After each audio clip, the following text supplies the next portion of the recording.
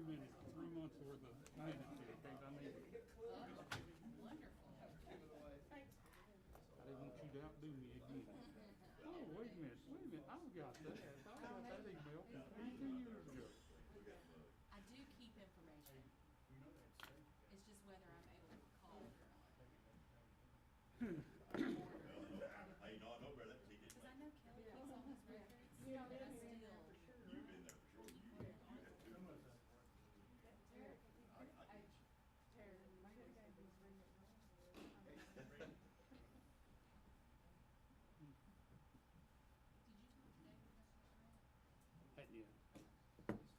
But he got the same thing I got. That came from Don Brown. That is the RPO, and the people that he talked to are in a different RPO. That's our RPO. Yeah, well, because I'm real concerned about a lot of our money is going to be taken out by TDOT. Yeah. And like I say, TDOT is going to do what they want to do. Right. And we learned that in the last 3 months, that what we had set up in that committee, in the RPO, they just did away with it, started over again, because they said, well, y'all, we don't really need you all anyway. But Oh, so it's the same board that we were talking about that I was asking? old Cecil Crow used to come to ours, and even Olive Springs is in, it's in the Knoxville. And Anderson, Knox, Anderson, maybe Gorham. And he said, well, how come I can't get no money? How come the city don't get no state streets? I said, sir, you're not even in this committee. You need to go ask them. Well, I did. They wouldn't tell me. Y'all doing it this evening? Good, how are you? Just running around with my head cut off. Enjoying it? And Tony, your map was good on that. Paving job, you knew it was right. What'd I tell you? This is one side of the street. Just stuck in the middle. So the link, yeah. Yeah. They're here tonight.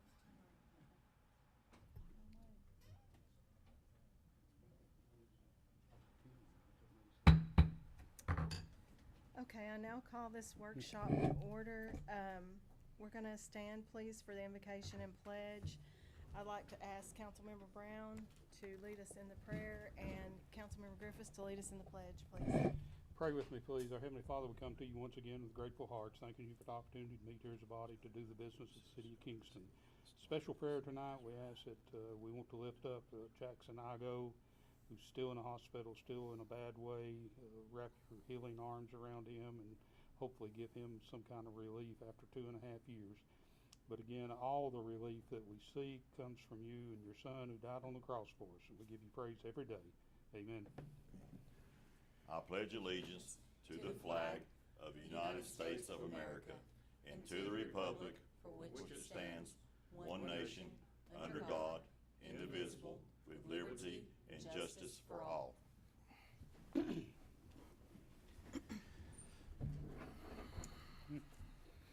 Okay, do we have any citizens that wish to address the council tonight? Okay, seeing none, the next item on the agenda is the presentation of the Train Energy audit results. Nancy? I guess I'm gonna start us out. Thank you for having us here tonight. And I'm gonna start this presentation. I think, actually, first thing is introductions. I'm Nancy McBee with Train. But first, I want to thank you guys for having us do this audit on your facilities in your Ball Mills Industry. We appreciate the opportunity. Do I really need this? It's recorded. We're recording. Okay. I feel like a celebrity. Well, again, thank you for having us here. And I guess I'll introduce our team. We've got Owen Nevada. He oversees comprehensive solutions for Train for Tennessee and Mississippi. Glenn Yearwood, our lead project developer, who's been all over your buildings and all over your streets. And he probably knows more about the ins and outs of your facilities than anybody on our team. Our lead energy engineer is Jason Land. He's done all the calculations and modeling and all of that stuff. So that's who we've got with us tonight. There were a couple other people I listed who might be here. Another energy engineer, Grant Tyler, who's on the team, who wasn't able to come, and Matt Murphy, another one of our project developers who's not here tonight. But I think between the four of us Any questions you guys might have, I believe that we can come up with an answer for. We're going to touch back on what your original goals were when you headed down this road, sort of to remind us all. It's like we got chosen to do this, and then we went away, and we've been gone for a while working on all this, and now we're back. So we wanted to touch back on, you know, what you started down this road for in the first place. Touch on what Train's approach is. Then we're going to go through the audit results from a really high level, and then talk about what the next steps are from here. Everything we're going to see up here on the board, we've got copies of it for you when we're done. I think what we'll do is probably go through it all, hand out the copies, and then if there's questions, answers, digging into it, you'll have those that you can make notes on as we go forward. So, from your original RFQ for the project, these were your original goals. And you know, I could read them off there, but you know, obviously you want to reduce your energy, specifically zeroing in on streetlights and ball fields, but looking for other areas that we could find energy efficiency improvements and operational improvements, such as your buildings.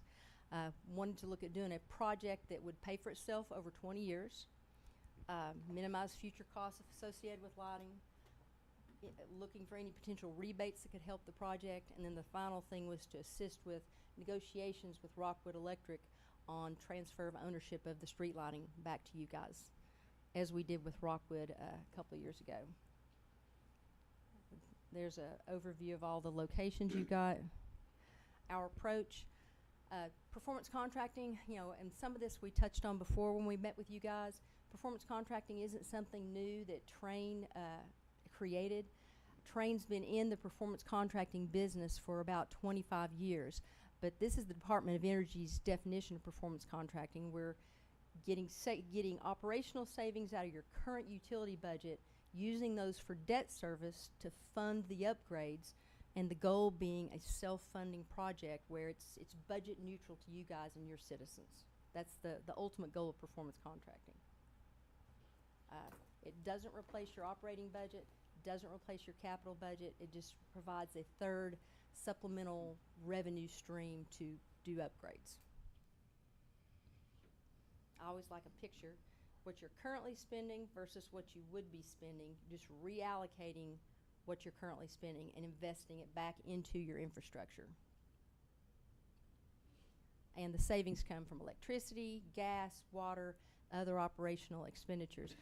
There's a little piece of the pie down there that is separate, which is, it's always been extra funds that we can find, and I don't know how applicable it would be, but TVA has just reintroduced some incentives that are available through them for HVAC upgrades. They had these incentives up till a couple of years ago, and then TVA did away with them for a while, but I think as of yesterday, those are coming back out, which could help on the project. Financial impact over time, if you look at the navy blue, that's your utility costs as you're chunking along.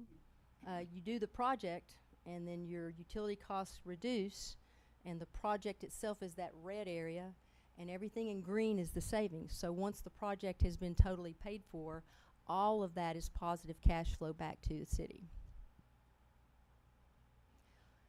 This is everything we look at, and we look at everywhere when we do these projects. You know, obviously heating and air conditioning, people are like, Train, you're an energy services company. Well, we're the leading manufacturer in the world of the biggest energy user in your building, so yeah, we're in this business. So obviously we look at heating and air conditioning, we look at lighting, street lighting, ball field lighting, plumbing technology, any automation that could be implemented that would help you save money, building envelope improvements, roofs, windows, etc. I say computing and communications technologies. There's school systems where we've been able to replace CRT computer screens with LCD computer screens, and it ends up being a self-funding when we roll all that together. But those are all the things that we come in and look at. Again, our approach, we introduced the concept way back. We did a high-level feasibility study, basically benchmarked you versus other municipalities to see where you are and is there an opportunity to possibly do a project. You guys did an RFQ, and we responded, and we received a vote to proceed, and that's when we did the preliminary audit. A preliminary audit in Train terms is an ASHRAE Level 2 audit. ASHRAE is the American Society of Heating, Air Conditioning, Refrigeration Engineers. I'm sure we referenced it in previous previous meetings and presentations. But that's the level of the audit that we've done. Even though we say preliminary, it's pretty in-depth for a preliminary audit. The next step in the process is an investment grade audit, which is an ASHRAE level 3 audit to basically validate everything that's been done, finalize contract numbers, finalize savings, and all that. It's before we do that there's a point for a financial decision to proceed or not to proceed. So, preliminary audit results. Obviously, all of this, everything that's been done is stacks and stacks of information, but it's boiled down into this so we can put it in front of you in a user-friendly manner. From a high level, the red is what you're currently spending on utilities. What Train sees as our proposition for what we're proposing brings you down by around $107,000 a year in operational savings, which Train will guarantee. And to us, that's what makes it a performance contract. If we say it's $107,000 and we actually save $100,000, Train issues a check for $7,000 to the city of Kingston. So annually, yeah, each and every year it's compartmentalized. Like if we save you $110,000, we don't get to carry that extra $3 over to the next year. At the end of each year, you hit the restart button and move from there. So if you save more, it's all yours. If you save less, Train writes a check. And right here, I'm going to pass this to Owen. This is one of his little graphics that helps you look at what we're doing. Can we go back just 1 second before you step aside to the last slide, Yes, sir. please? Unless you want me to hold No. my questions. I'd rather everybody ask. The 396,666, that is composed, I can't see what all those numbers are there. What is that? What is that? The electrical bill, the water bill, the gas bill? Electric, water, gas. Yeah, electric, all your utilities, plus what we call the investment charge that you're paying to Rockwood Electric Utilities on an annual basis for maintaining and owning your streetlights. And we're dumping that into the utility budget. Okay, thank you. Is there anything else on that one? Yeah, so this is one of 2 slides. This view is on an annual view, and so your blue columns are your costs and your orange columns are your annual savings, and we broke this down. So this first bucket is your facilities, your buildings. The middle bucket is your street lighting. The third bucket is your parks and ball fields. And then that's total program. And that's just a visual snapshot of what it looks like on an annual basis. And 3 slides from now, this will make a lot more sense. You want to touch on the next 2? So, just a quick listing of the various energy conservation measures or scope items that were identified in the various facilities. Community center, municipal building. I'll give you an idea. So like in this facility, one of the measures is to offload the police department from the central unit on top of this building so that you can get a little more nimble in how you run your air conditioning and heating on a 24-hour cycle. Right now you're running a 55-ton unit 24 hours a day, and this building is not used after hours except for these types of meetings. But LED lighting where it makes sense or where it hasn't been done. There's some water and wastewater conservation measures in the facilities. You can get a pretty good idea. HVAC replacements all the way down. We've got the street lighting program there. We've got another page that talks to some of the parks and things that we found and that we've included at this venture. In other words, this snapshot. And so you fast forward and you get to this. And so this is what the same program looks like 20 years from now. So your blue columns are your costs. And the only thing that you want to keep in mind is that your cost on your facilities, that just represents the investment you would make today. Obviously, you would have additional costs over 20 years to keep your facilities maintained. Your street lighting cost is going to stay fairly flat. You're talking about product that's going to have a 10-year parts and labor warranty with 20-plus year life expectancy. And then, of course, in your parks, you'll always have some ongoing maintenance associated with it. But any of the ball field lighting that we did at the parks would also be 20-plus year life expectancy, 10-year full parts and labor coverage. And the whole concept here, there's two things that stick out. Actually, a few things that stick out. So, over the course of time, your facilities more than pay for themselves. Your street lights way more than pay for themselves. Your parks won't, but the overall program will absolutely pay for itself and yield you a return. Now, we'll tell you up front, this takes into account potential grant funds that we understand you may have to invest in the ball fields. So, if you took those funds out, the total program would probably break even, but you'd end up with some deficit cash flow years in the middle of your term.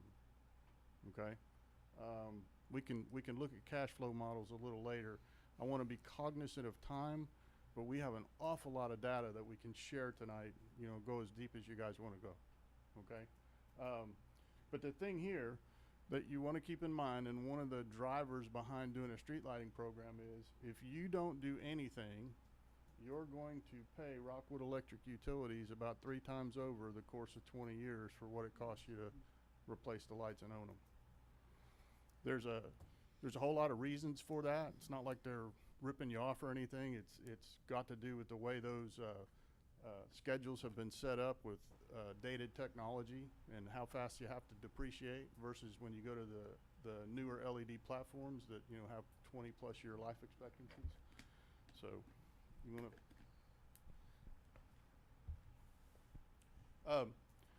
so we dragged Mr. Bowling through at least one vetting meeting that I recall, where we went through a tool that we use, and we can show you guys that tool tonight.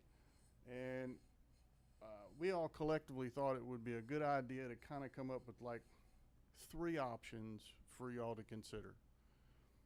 One would be the total program that we've put together and that we've represented here tonight. It's about $1.7 million of scope, okay?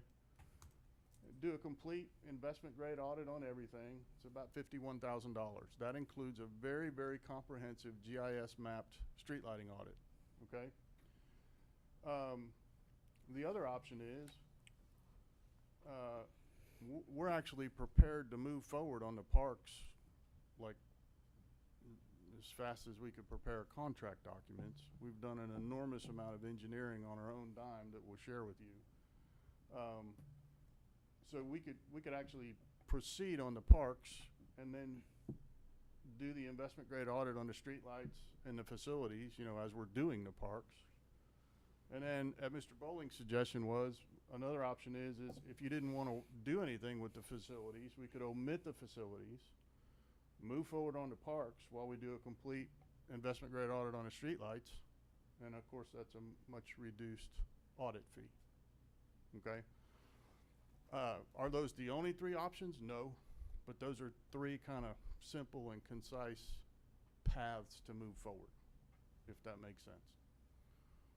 So let me just kind of pause and any questions come to mind. Now, when you say on the parks, what all are you including in that? We'll show you Okay. in a little more detail. All right. Yeah. So, you know, some pictures before and after. Obviously, you guys probably know that when you get into LED, one of your decisions will be color, okay? And so, like with Rockwood and some others, you know, 3000's a more, you know, yellowish color. It's probably more what you're used to seeing. 4000 is a nice, brighter, whiter color, but it's not over the top. It's closer to the type of lighting that you have inside the facility. When you get above 4000, it's really not recommended because of the blue light content. Can kind of mess with your circadian rhythms. 4000 is nice. That's what Rockwood did. Obviously, pictures of old and new air conditioning units, ball field lighting. I will tell you, the ball field lighting, if you haven't experienced like a before and after, it's significant with the LED lighting. It's a complete game changer. We're right now in the process of doing all 43 sports fields for the Knox County school system, and they chose to do the football stadiums in active RGB color with dynamic scenes and everything. Set that part aside, just the change in lighting and what you can do for control and the elimination of the glare and the bleed over and all, it's stunning. It really is. So some other shots. You know, this kind of goes back to our original presentation. You know, our goal is a cost-effective project that meets your needs. We're not prescribing something to you. We went, we audited, we brought back all the audit findings. We did at least one good vetting meeting with Mr. Bowling and kind of went through all the different selections and how they impact the cash flow. But the bottom line is, what you all end up moving forward with, that's your decision. You know?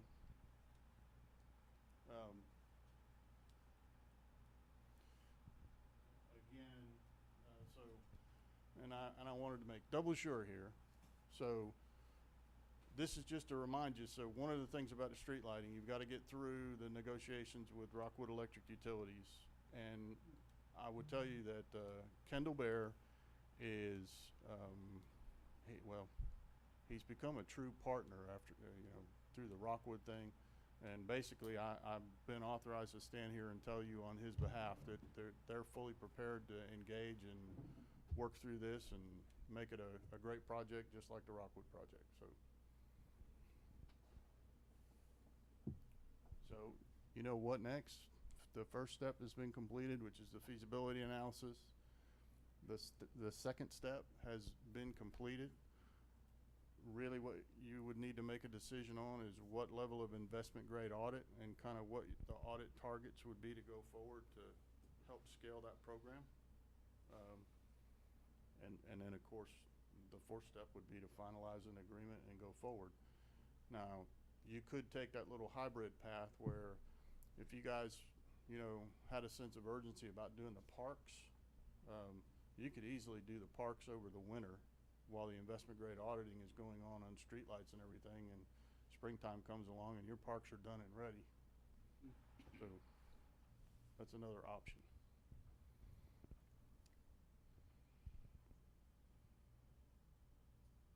Any questions at this point?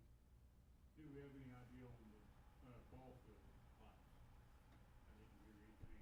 The ball field? Yes. Lights. Yes. Did we have anything, because that was one of the first things I think we were looking at doing. Yes.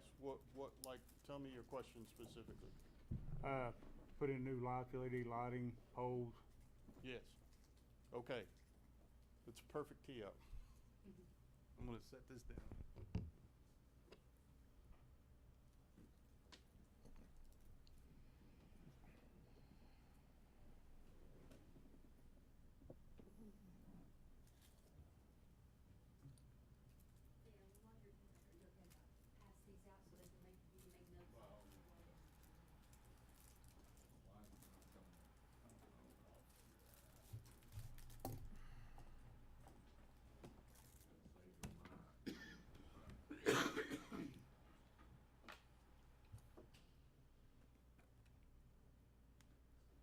Thank you.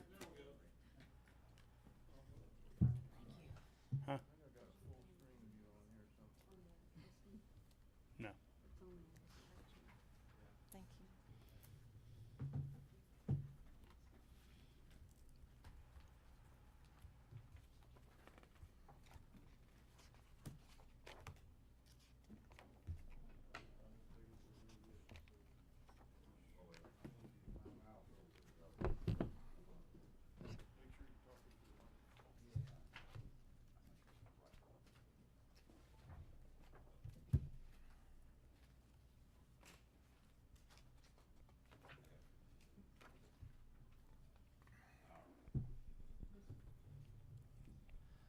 My name is Glenn Yearwood again, project developer. I am actually going to stay sit down. Hopefully the whole crowd can see this. And as Owen mentioned earlier, on our dime we went ahead and did some engineering, and you were asking about the ball fields. These are actually on here in alphabetical order, and we have met the TSAA standards on all but one field, and that is Porter Field. And it's simply because of the pole locations, but it's my understanding that it's not one of your high priority for TSAA standards. So what we did is we went ahead and got our engineer out to do audits on all the existing locations and existing conditions. This is actually Bird Park, and I am going to try to blow this up a little bit. This is the different types of lights that we would use. And this is an eye chart, but it is the photometrics light levels that we would see on the field 3 foot above the grade. And these lines that are on here are actually aiming points for the different types of lights. That is to verify that we're not going to wind up with glare errors or glare points on the field or outfield where the players are playing and they're running in to get a ball at second base and they lose the ball because of glare. So we do that. This is a 1-for-1 replacement. The poles are in good shape. The cross arms are in good place. The only problem we have is we have one ostrich nest there that we're going to have to relocate to do this work. So. There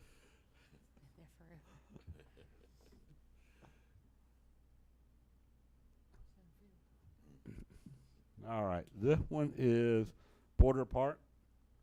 And like I say, these are all 4 new steel poles that are out there. One of the things we will have to dig on this one just a little bit is we think Rockwood Electric actually installed these for y'all several years ago, and there still may be an investment charge that we need to look at taking care of if we switch them over to LED. Unfortunately, I was never able to get a full copy of that utility bill to break all that down. So we need to take a look at that prior to going to a full contract. Now,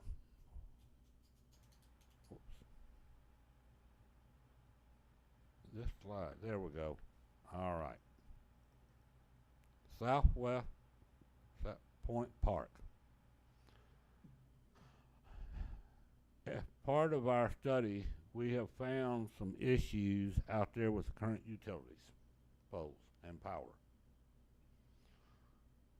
This green line, I don't know if you can see my mouse, it's the existing power coming into the field. This is a 4160 volt line that is actually extended too far without proper support. That goes over the parking lot and right next to the backfield net or back net. You should maintain about a 10-foot clearance from that line for safety. That currently is about 2.5 to 3 feet away from a metal pole that's holding the back net up. So as part of the work, we have included relocating the power overhead, coming underground, and setting a new transformer, which would be 3-phase, provide you with additional power for any future needs that y'all need out there. Rework the ball field power that's existing in this area, put it on its own meter, and re-tie in the support building and restroom area back to that power. So it would clean it up and then allow us to set our new poles to get our light level correctly and replace a lot of poles out there. This one we actually went a little bit further on our engineering because we knew it was a higher priority. These are the focal points, these numbers out here. We will actually, when we set the lights, we will set up flags, cones, and there is an aiming device that they will use to set up these lights so that they're correctly done.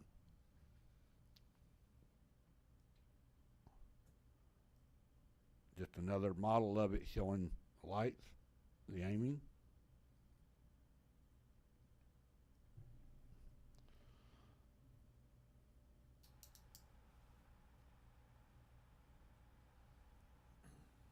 Did I skip over it?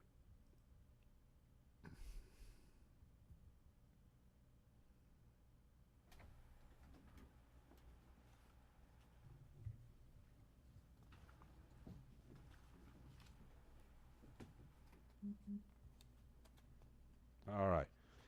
Here's the photometric layout of all the lighting on the field. TSAA calls for 50-foot candles interior, 30-foot candles on the outfield with a uniformity. We meet the light levels, and we're replacing poles on all the outfield area, redoing the power out there to bring back to the new feed service. On the infield, we are reusing 2 of the steel poles that are in place. We're able to do that with new cross arms and new lights on it.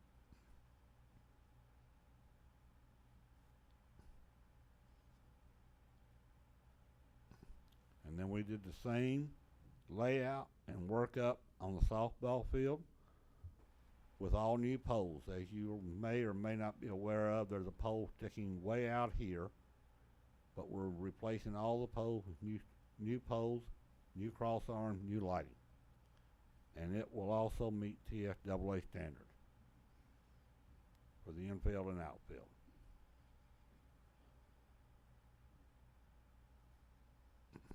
And here's the foot candle readings showing the levels. And these numbers are usually very conservative. When we get done, it'll actually be a little bit better. The soccer field. The poles there are a tad short, but it was our understanding that it was not used for TSAA standard. However, with the existing poles, if you have less than, I think it's 1,000 spectators, 2,000 spectators, we do meet the minimum for TSAA standard on the field. But the walking track that was originally designed for a racetrack around it, we do not meet the TSAA standard currently. Actually, we, as of today, have a finished design for it. We have not priced that out That is correct. for the walking track. It was our understanding that if possible that y'all may have some extra funds to resurface that and put that back into use for TSAA standard. I didn't find that out until later. So we are, like you said, we have done a new layout which will probably replace the poles and add some additional poles to get that track up to a competition level. Now, Owen mentioned earlier about the functionality of lights a little bit. I know that track is used by local people to walk on it morning and night. We can actually install and provide what we call air mesh hub. It's a system that you can control these lights remotely from an iPhone. You can give it access to your coaches or whoever. We can do a time clock function so that if you want to turn on a light for that track at night, you can schedule that. So you can turn on one light on every pole, 3 lights on every pole, whatever, and it provides enough lighting out there for safety, security, and walking. You can do the same thing on the baseball fields and football fields. You may be practicing, but you're not doing a game that at that point in time. You set that up to come on at 50, 60%, and you're not burning all your lights and burning additional energy to light the field to a competition level or above, and still have enough light to have a practice out there. Do y'all have questions on that?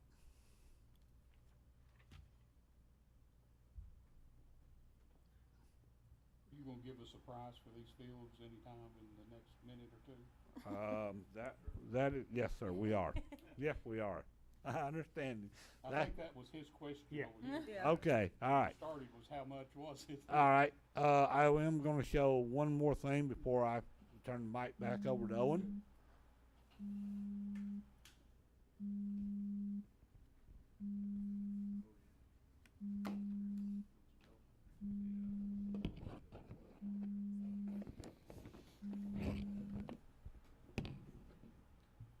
I thought there was something over there for a second.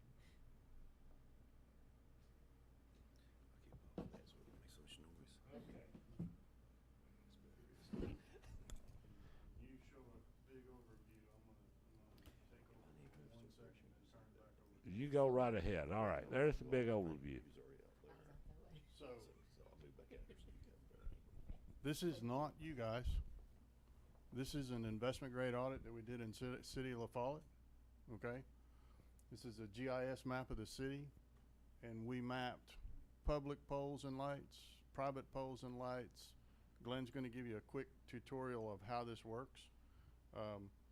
We've shared with Mr. Bowling, and we'll just share with you. We know there's a difference in what you're being billed for versus what the actual lighting inventory is. And Rockwood Electric Utilities would say, yes, we know we need to do an audit. And so this type of audit that Glenn's gonna demonstrate for you, this is what the investment grade street lighting audit would be. You would have us do this, and then you would own it, and you would wanna maintain your lighting inventory this way going forward. And so with that, All right. As he said, this is the overview of the city of La Follette. And as you can see, there's multiple colored dots. They correspond with the type of lights that were there during the audit. And I'm just going to pick a light down here on, trying to on the main street, yes. This is a 250 watt metal halide. This is an object number. It just corresponds with a GPS number that's in the sheet. Voltage is primary. The pole is steel, good condition. Pole height is 50 foot. 250 watt high pressure sodium.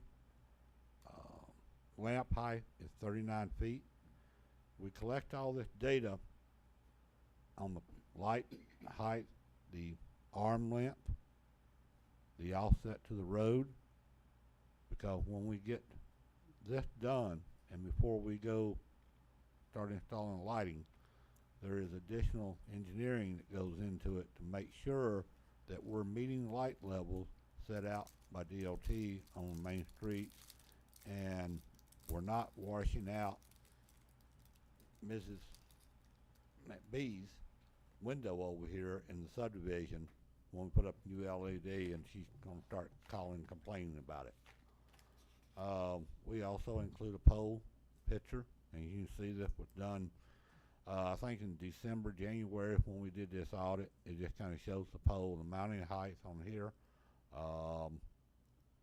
But we do that for every pole on the audit.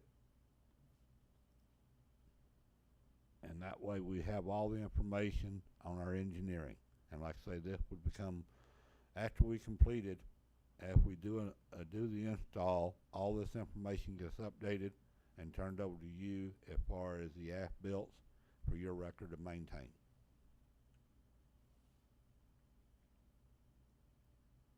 All right, Mr. I will turn it back over to you. very good. Let's take a quick look at some numbers.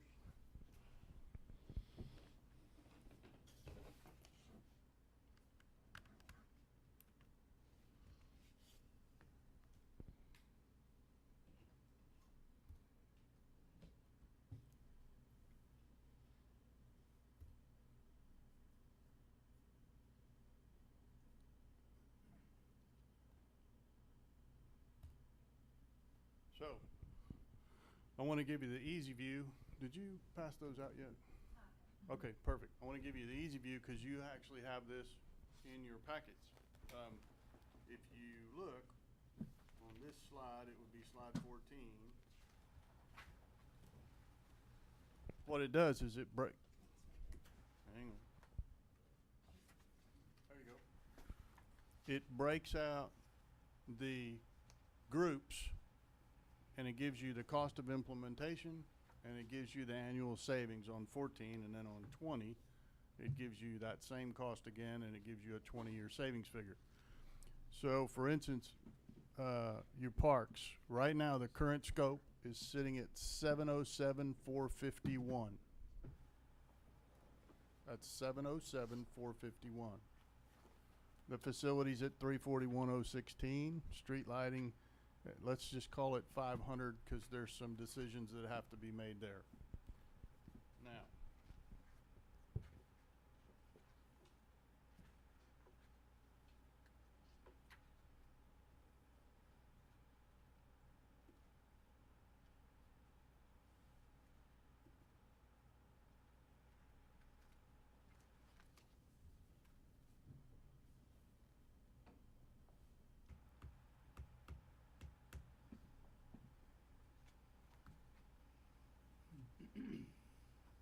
give you a little quick tour of what Mr. Bowling got exposed to, okay? This is what we call a selection tool. And so early on, you heard Nancy reference, you know, stacks of data and engineering documents and pictures and all this stuff. And so really kind of think of it as a triangle or a pyramid. It's like, you know, if we wheeled in the wheelbarrow and dropped off all the paper and said, hey, there you go, there's a preliminary audit, you guys would be scratching your head looking at us. So we try to put this into some type of tools and spreadsheets that make sense, roll-ups, summaries. And so this particular tool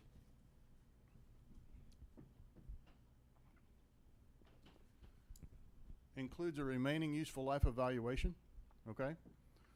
So every facility and every scope item falls into a couple of different buckets.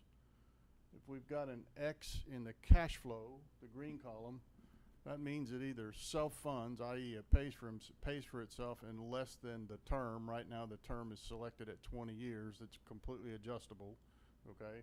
And so you'd be looking at your simple payback column to decide if it falls into the green column. And that could be a technology change. It could be something that needs to be replaced because it's old and not working well, and to replace it will pay for itself.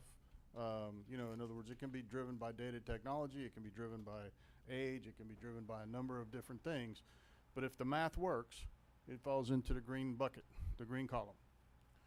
The red column represents capital needs now, i.e. if you had cash on hand, these are some things around the city of Kingston that you really need to go address, okay?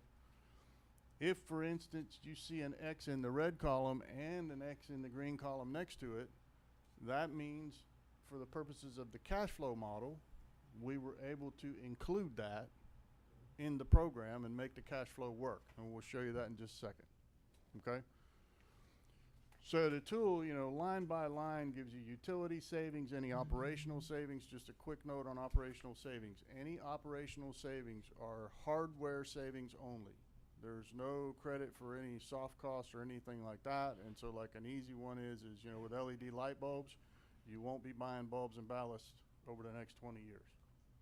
Okay, so we take a credit for you won't be spending that money. So this tool goes on and on.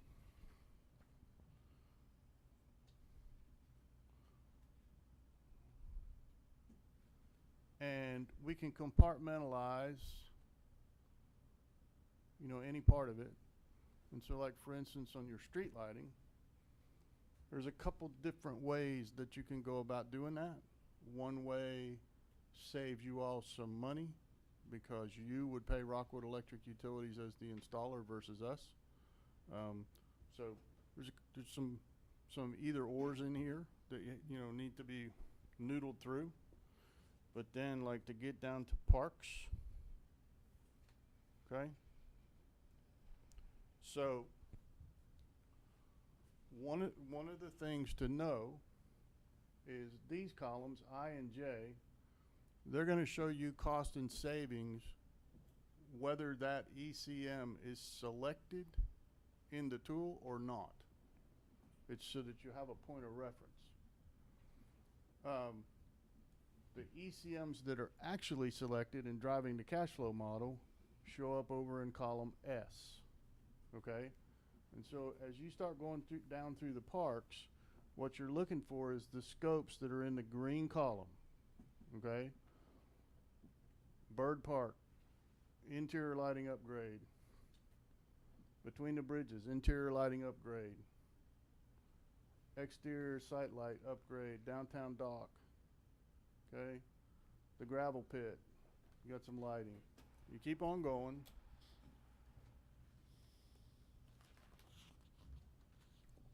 While you're looking, just a quick question.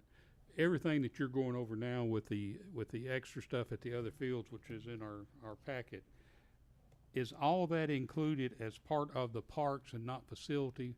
If you take the 707,451 figure that shows in parks, does that include inside outside lights and at the gravel pit, inside outside, and at the other parks that you mentioned? I want to say yes. I think I better say I believe so. It would be easy enough to check. Okay. Okay. And then you go down to the parks and the ball fields, and you can see the bigger cost items here.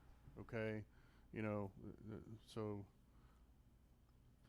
the baseball field LED lighting upgrade, including the utility work that Glenn was showing you, the site plan with the overhead and the underground and all that. I mean, that's a $346,000 scope of work, okay? And so, you know, on down, all that's been accounted for. And so we can look at an individual line of work, we can look at a group of work, and the concept here, before I get ahead of myself,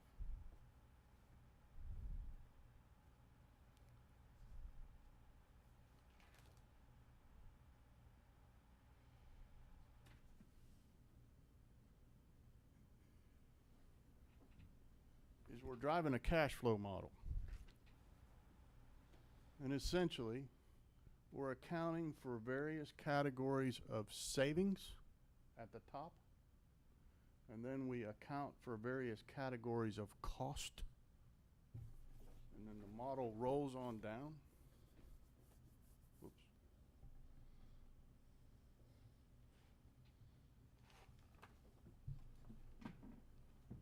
What I like to say is the two most important lines on a cash flow model are your annual net cash flow and your cumulative net cash flow, okay? In this particular scenario, you have a $1.7 million scope of work, okay? A $650,000 cash infusion from a grant. Then there's an $89,000 line item cost based on an estimated a buyout of undepreciated asset from Rockwood Electric Utility. And right now this model is using a loan or lease amount of $1.2 million, financed at about 2.5% interest. 2.25%, for the purposes of being able to build a cash flow model. Obviously, all this needs to be fine-tuned once a complete audit is done and contract grade pricing is secured for things like street lighting, etc. But to give you guys a quick idea, so $1.7 million scope of work, $650,000 cash infusion into that, and at the end of the term, you've got your $650,000 back plus some, basically $765,000. Okay, so your positive cash flow each and every year, and if you do a good job of keeping up with that in your utility budget, and you do a set aside, you've got a piggy bank. Okay. I'm sorry, I have a question. We can't see anything that's up there. It's an eye chart. Yeah, And so we're just going really off what you're telling us in the chart that we have on the numbers, at least my eyes can't see it. I can't either. I agree. So, And I'm not sure that the- zooming it in helps, cause you can't. well, we actually see those numbers. Yeah, those look.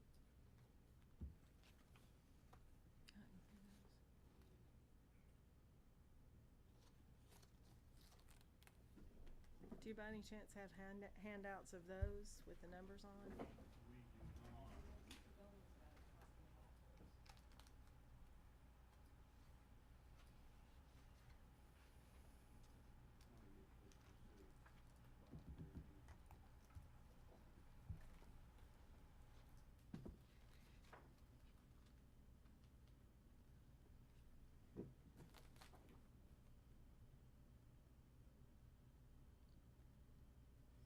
So hopefully you can see the end of term numbers that I was talking about, 765,000 net positive after a $1.7 million program. So you'd essentially get your grant money back by the end of term. Okay, but you had some other questions? Well, I guess my concern is, and I'm not sure if it tells that in your, report or program, is the amount that would be paid yearly, is that amount, like at your example, at 2.5% interest, would the savings pay the payment? Yes, so let me zoom back out.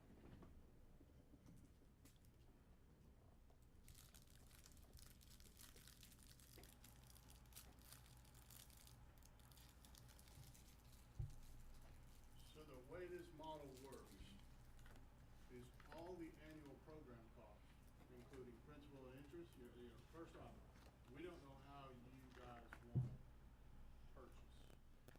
So we're making an assumption, saying, okay, you're gonna get a loan or a lease or something, so there's gonna be a principal and interest payment. So that's accounted for. Mm-hmm. Any, pole utilization fees with Rockwood Electric Utility, annual maintenance, annual measurement and verification support, annual cloud hosting service, for us to host, building automation across your city. In other words, any cost that we could consider that makes sense and would help the program is accounted for. And that's why I was saying that the two most important lines are these two lines at the bottom, because what these lines represent is your total savings, i.e. your revenue in, minus your total costs on an annual basis, what falls to the bottom line. And so the way this model works is you can see it annually and you can see it cumulatively. And the whole idea, so like, I want to be careful about being assumptive, okay? So we have some customers that say, okay, we want you to go build us a program, and we want the whole program to be totally self-funding. We can't have any negative cash flow in any particular year. We have no grant funds, we have no anything. You just go build a program that completely pays for itself out of savings, okay? And so, okay, they're giving us the running rules. And so now our team goes and we go look, just like we did, and then we take all that data and we stick it in this tool. And then, when you start doing the work on this sheet, this simple payback number gets really, really important. Because like, for instance, if you said, look, we need a self-funding program that's gotta fit in 15 years and that's all there is to it, well, as a starter, we're gonna go down this list, and anything that's got longer than a 15-year simple payback, it's getting out. It's kicked to the curb. Excuse me. So the flip side is, we have clients that say, you go bring all the data back, and you let us worry about how we're gonna fund it, and if we can stand negative cash flow in a particular year, and if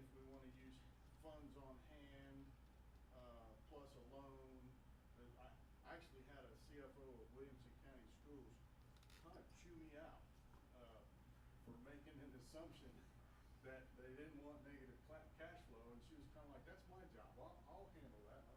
And I learned a little lesson there. It was kind of like, okay, I get it, you know? So, again, it gets into what you guys want to do and what you want to build. Now, I will show you this, because it's fairly dramatic what happens. So if you take this $1.7 million scope, and you take this $650,000 of cash out, you can see it goes red immediately. And it goes red all the way to year 14. You know, and let's just look real quick. I don't believe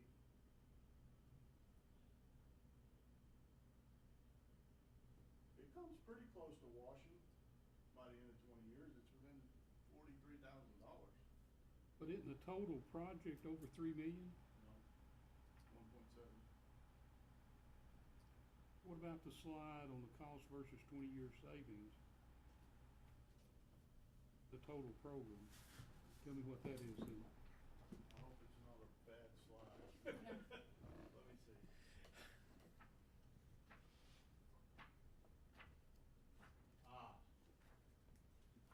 I'll show you what that is.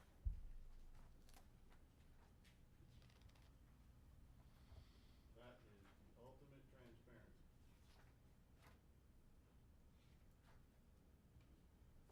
Remember the question about the annual costs? And were they all accounted for? So over the course of time, when you take your principal and interest payments and all of the other costs and you roll them across 20 years, you end up with $3,077,000 in total cost, offset by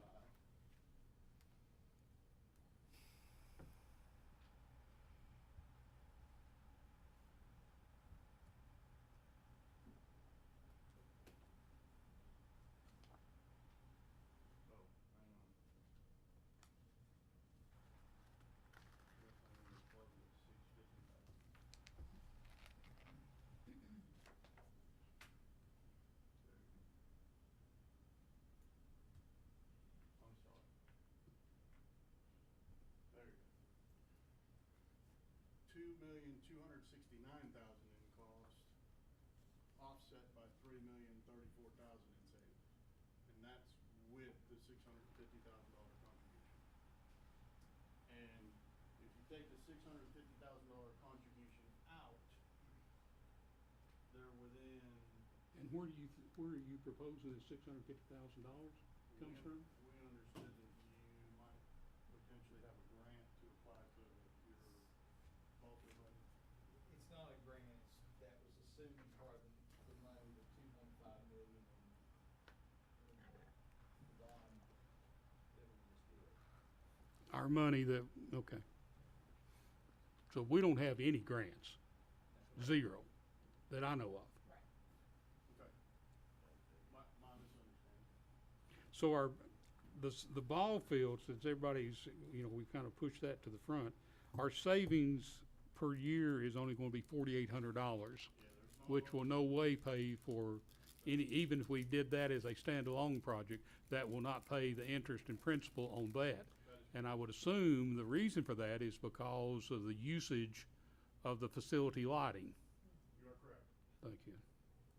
Exactly correct. And if I can go, unless somebody else has got something here, I'm making notes everywhere, and I don't know how long y'all are gonna give us tonight. I can stay all night. We're fine. The rest of them may not. There's They'll whoop me. Yeah, they'll whoop me over here. But back to, we've kind of just skipped over and just highlighted the actual street lights. Just offhand, can you tell me how many street lights we actually have? I mean, I know that's but just a rough, so while he's looking, if he has that, you said private and public. So are we? When we audit, we're gonna audit public and private. Okay. So that you have a complete listing, but you're only gonna be dealing with the public. Okay, so we're not, anticipate changing the one that I've got in my backyard that I pay every month to. That's between you and the utility. Okay. And then after we get that number of lights, and I'm just going to use, say, 300 just to talk about. 642 of ours that we're paying for. So if we take that 642 lights scattered throughout the city, we're going to have to go into negotiations with Rockwood Electric Utility, I believe you said. And you gave us the front page of a copy of a contract that Rockwood did. Did Rockwood buy every single pole that they put a LED light on? I don't think so. I think all they bought were the concrete poles on Gateway Avenue. The only poles that Rockwood owns are the decorative poles in downtown. Yes. And the utility poles remain the property of the utility company.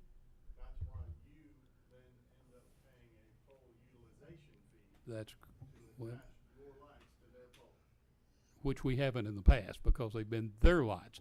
So that gets me to where I'm going to. I think Rockwood may have just one or two more, because it was my understanding that going up and down Gateway that they've got not what I call a decorative pole, but they may call it that, because we have 4 of them across our dike over here that are the new style concrete poles and are not wooden Chris Oak poles.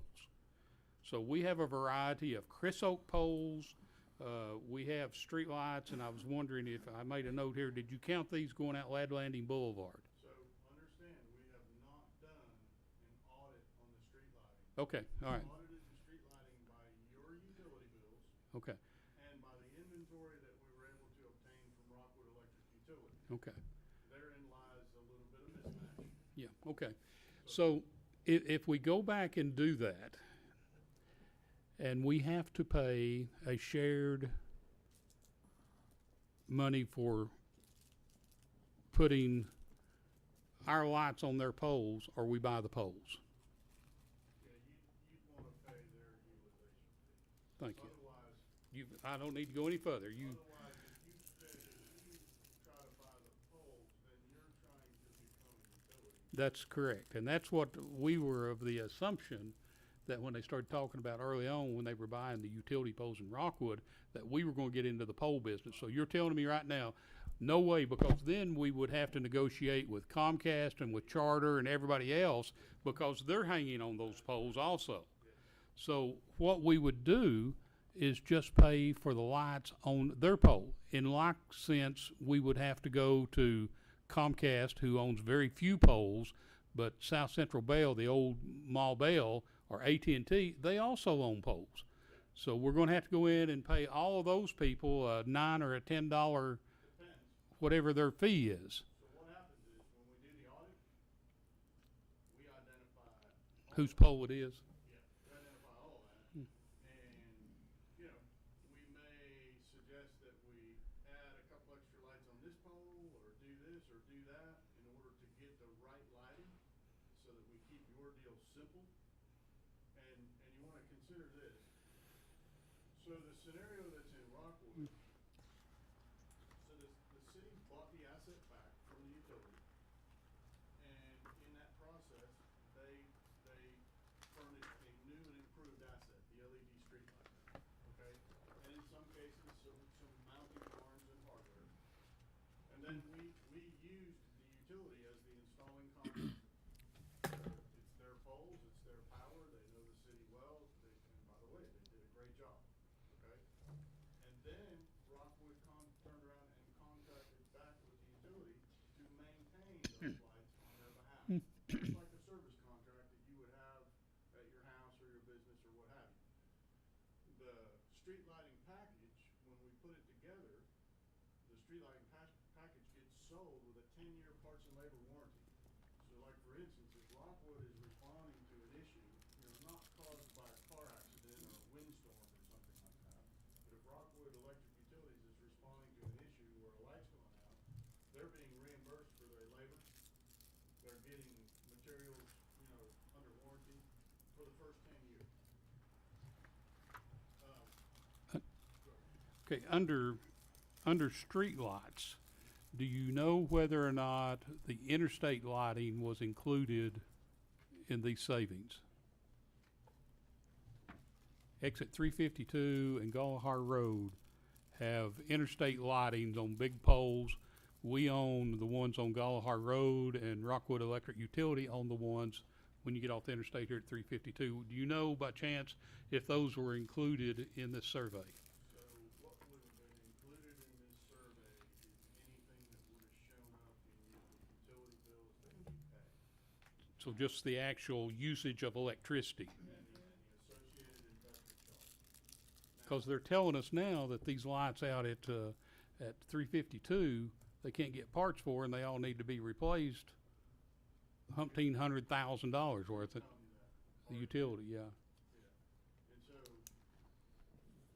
those would be lights that you would wanna have the option to own the asset. I agree. You follow what I'm saying? Oh, very well. Voted to pay them off 20 years ago, and it didn't happen.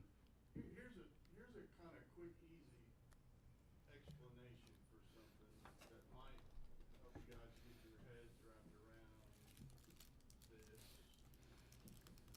The reason, so you gotta think about this backwards. So your cost of implementation to go convert all your street lighting and buy it back is very small compared to what you're gonna pay the utility over the course of 20 years. We represent it here as savings that's available to you, okay? The reason this is so lopsided is because the technology of these the lights that's out there now, you know, the depreciation schedule is 5 to 10 years. So they're essentially your financier on street lighting. And so you're paying them over time so that they have cash on hand so that they can go replace fixtures and fix poles and do this and do all that stuff. But in today's world, this equation is lopsided. Now, you could say, well, Rockwood, why don't you go replace all the LED fixtures, okay? If you could get a fair depreciation on what goes back in and renegotiate that entire relationship, you may be able to squash that sum, but the only way to take true control of that is for you to own that asset. In other words, you guys are the city of Kingston, you know your cost of money, okay? They're your utility provider, buy power from them, hire them to maintain your streetlight assets, and, you know, for the foreseeable future, if anything fails, you're gonna get it under warranty, and then for the next 10 years, you're gonna pay them an annual service fee to keep that going, and then somewhere out there north of 20 years, you'll have to start replacing lights. Yeah. And I hate to hog the microphone here, but going to your audit results of our facilities, if I read that, I can take it for what it's worth, I would assume. For instance, and I'm just going to use the very smallest one, the Kingston Lawnmower Shop. Yes. And I'm assuming that used to be the dog pound. Used to be the training facility for the sheriff. Also the dog. It was a dog pound? Okay. Okay. Okay, so what we're proposing, and again, I've tried to pick out the least one. So what we're talking about out there, that we could visually see under this contract, the interior and the exterior LED upgrade. And I'm assuming that's light bulb fixtures. Yes. And that's it. And that would mean, like at my office, we changed it out 3.5 years ago. We had to have the smaller lights, and we had to have a little different kind of, help me, whatever you call, something up there that we had to. Is your office here? No, it's at the highway department. Okay, highway department, okay. We got in on the TVA thing where they came in and we contracted and they did it all. But what I'm getting at, there's not anything that would have to, the wiring doesn't have to be changed, the fixtures don't have to be changed. Most of it is a bulb and a, whatever that, I can't think of what I'm, ballast. Ballast has to be changed out. Thank you, Mr. Attorney. So, What did he say in the back? I'm sorry. he's saying they have TA line, yes. Yes. Okay, I wanna emphasize something. There's several ways to quote-unquote retrofit fixtures to LED. I don't wanna get us off a beaten path here, but, there's called a Type A, a Type B, and a Type C retrofit. And that means if you have an existing fluorescent fixture and you're gonna go retrofit it to LED, you get three options: Type A, Type B, Type C. Today, Train has standardized on Type C. okay, We've done that for safety concerns. We've done that for life expectancy concerns. And all the retrofits that we do are per UL guidance. You can go to the store and buy a Type A bulb. So you take a fluorescent bulb out, you stick this bulb back in its place, and you get a significant amount of the LED benefits. The challenges there is there's nothing to prevent anyone from going and sticking a fluorescent bulb back in. The ballast is still in the circuit. Basically all you've done is put a different type of bulb in a fluorescent fixture, where when we do a retrofit, that fixture is converted to an LED fixture. It's relabeled as an LED fixture. The ballast is gone. There's a LED driver. There's a retrofit kit with reflectors, so on and so forth. You know, it's done the way that it needs to meet UL. There are some fixtures that are really not retrofittable for our standards, and in those cases, new fixtures go in. So, like for instance, almost 100% of the time, your exterior lighting is new fixtures. okay. And with those new fixtures, and with like what we call a door frame retrofit, 10-year parts and labor warranties. And that's most all of our facilities, you're showing the exterior lighting at almost every single thing, unless we miss something. Just for your information, I noticed that we've got Bird Park listed for interior and interior lighting twice. So look, make sure you didn't charge us twice. Well, I But think Fire Station 2's on there twice too. Maybe. It's on both pages of the audit results.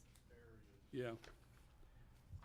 And then that brings up that, again, exterior lighting other than the ball field lights at Bird Field is probably one light outside at the door, and then the doors in the concession stand. Just minimal stuff that would be changed, but we would still be getting the effect of that in some sort of savings. And then you're gonna check with me to make sure that the interior, exterior of the buildings for the park facilities are all in the diagram under the park for the $707,000. Yes, I can do that while we're talking. Okay. I'm looking at the selection tool, fire station number 2 and the bird park are both in there. In your book, it's listed twice. I copy and paste. Okay. Okay. But here's the thing, that these numbers, these aren't final contract rate numbers. I understand that. I'm just trying to understand what all we're doing and where it's at so I can make somewhat of an intelligent. These are the final contract, they're the detailed. Yes, of okay. each and every fixture. You'll get a whole list of every fixture counted and audited. Okay. How So, long- go ahead. How long does an investment grade audit take? About 4 months, yeah. 4 months? And within that investment grade audit, that's when we would receive, the GIS mapping of the poles? Yes. Okay. And before that started, we would be required to pay the $50-something thousand. Well, depending on which plan we did, there's three. Well, but there's- that was the most. Yeah. You would have to obligate. You would not be billed for the investment grade audit. The way that works is you would obligate, you issue us a letter of commitment. Okay? There's a sample in the back of your package. And assuming that you go forward with the program, that audit fee is in the program as an audit fee, and we've accounted for that, and the savings cover it. If you choose not to go forward, you pay for the audit, Okay. When we sign all that and we're ready to go, you all take care of umbrella to everything. We don't have to buy and purchase any lights, any outlets, any bulbs, nothing. And you have contractors that I'm assuming will be subcontractors under you that you all will be in charge of bonding, performance bonds, payment bonds, everything. We cover all use tax obligations on the entire project. We cover a 100% payment and performance bond to the city on the entire project. We handle all of the bidding and subcontractors and project management, everything. Soup to nuts. We operate. And all of this that we bid on, I'm assuming if we did the total package, there's a couple of places that you wanting to change out the heating and air system and split the police department. All that would be train stuff that we as a city, if we had to buy that, would have to bid that. So we don't have to do that anymore, that you're doing all that. And all the light bulbs, if we went into a maintenance agreement, for something, a wreck or something, because everything's under a 10-year warranty, you say, that if we went under contract with a maintenance contract with Rockwood Electric Utility or whoever, all of that would be, I guess what I'm getting at is that I would hate to see, Train's a big company, and I'm sure that you've got cookie cutter contractors. They're your best contractors, and that's who you're going to in East Tennessee. I dare say that the same electrical company up in Knoxville is going to do every single light fixture up there, every ball field, I would assume. You're open to local contractors of your choice, as long as they can be trained. That's, yeah, but you all would be in charge of that. And there's no way that, and just saving pennies, there's no way that we could buy anything to save the tax of 9.5%. Okay. Okay. The one, we have come up with a potentially creative way for you guys to save some money by having the utility work directly for the city under our supervision.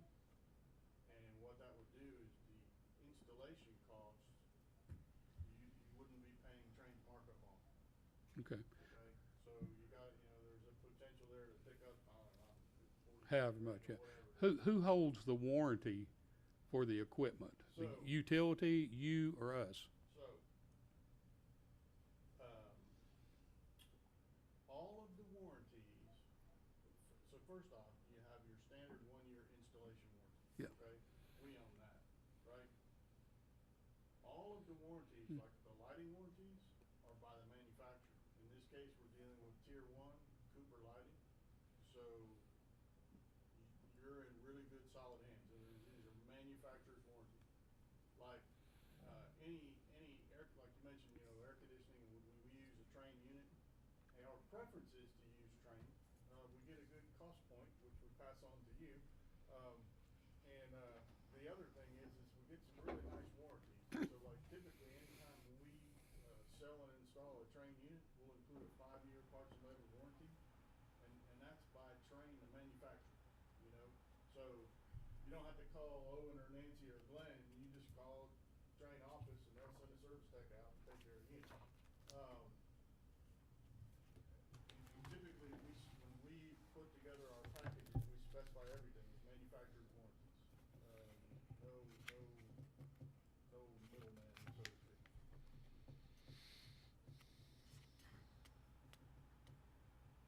I'm going to hush for a while. Anybody Talk else? a little bit, and again, knowing that all of these numbers are assumptions.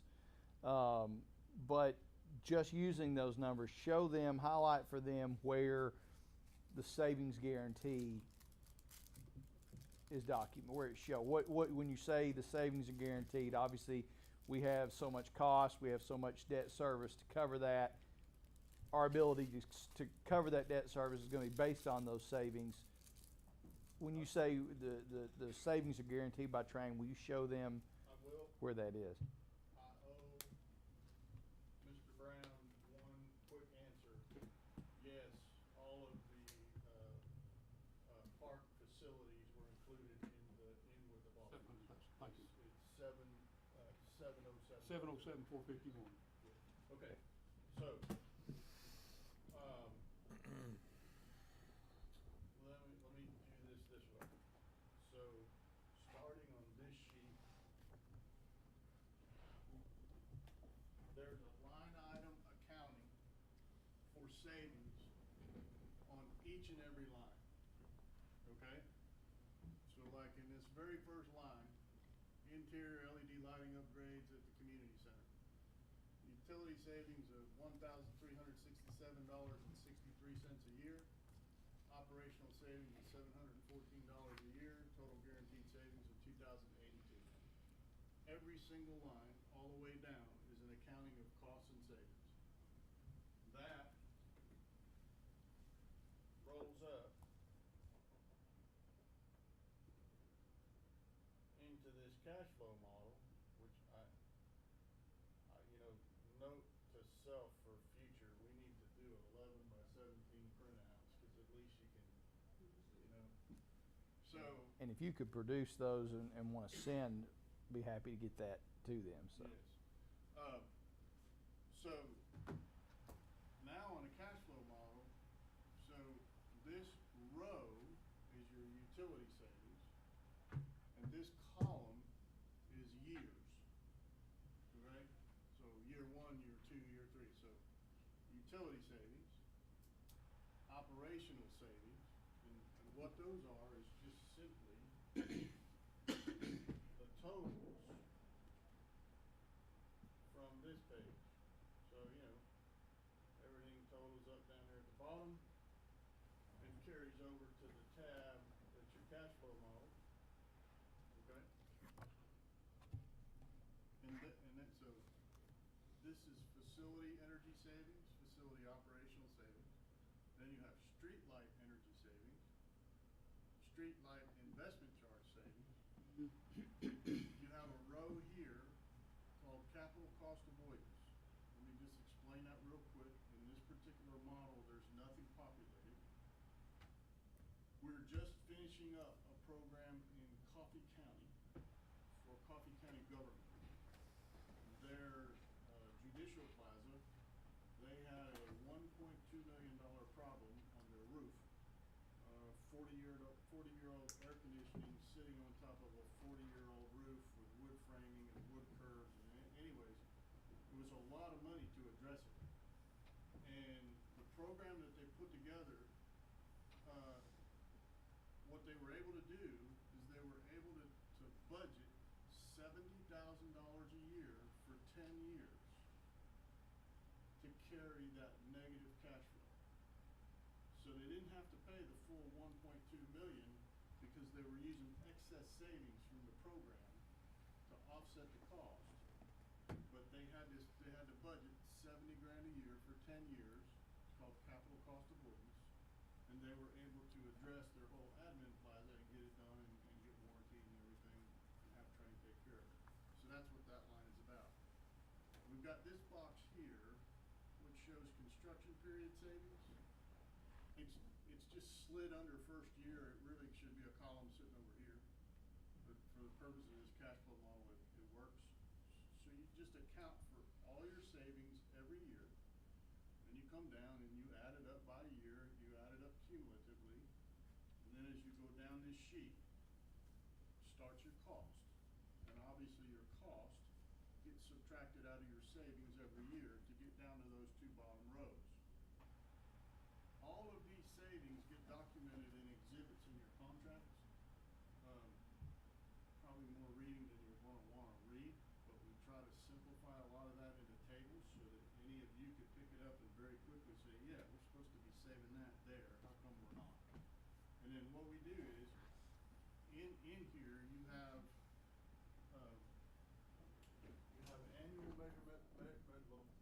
annual measurement and verification costs.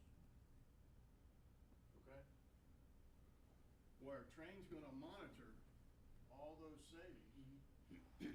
And you're gonna get an annual reconciliation, which is what, like if we owed you a shortfall check, it would be off that annual reconciliation.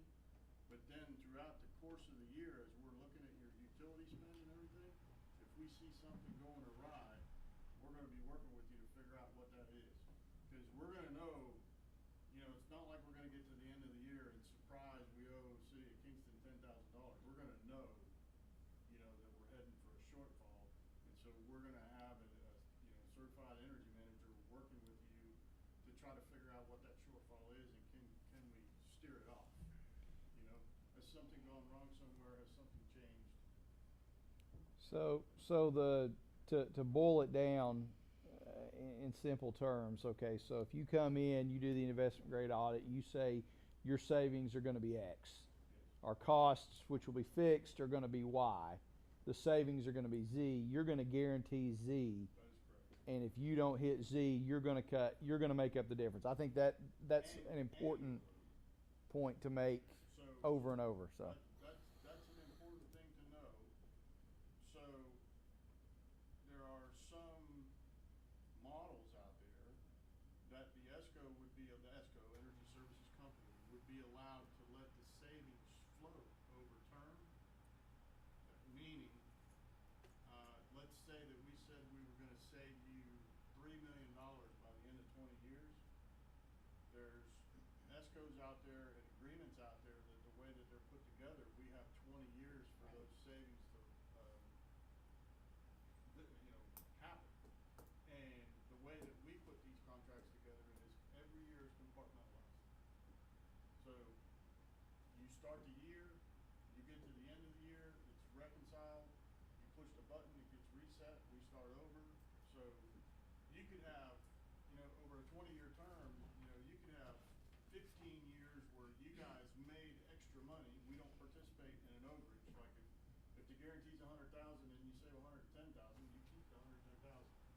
You could have 15 years where you saved extra money and 5 years where we wrote shortfall checks. So the point being that, again, once we're working with actual investment grade audit numbers, whatever that X savings is that you're guaranteeing, you're assuming the risk of hitting those savings, not us. And I think that's an important point. Another question, getting down to, and you talked about it here, we talked about it certainly in our conversation, that our number one priority in terms of implementation are the three fields, being the baseball field, the softball field, and the soccer field. Let's just say that we go through all this, hypothetically speaking, in the month of November, council votes to sign the bottom line. They greenlight this project. Can you get, given the supply issues that are going on, various things like that, are we still within that window of time where we can realistically expect this work to be done by ball season in the spring? I want to tell you, based on experience so far, yes. But I would want to go specifically nail down Cooper.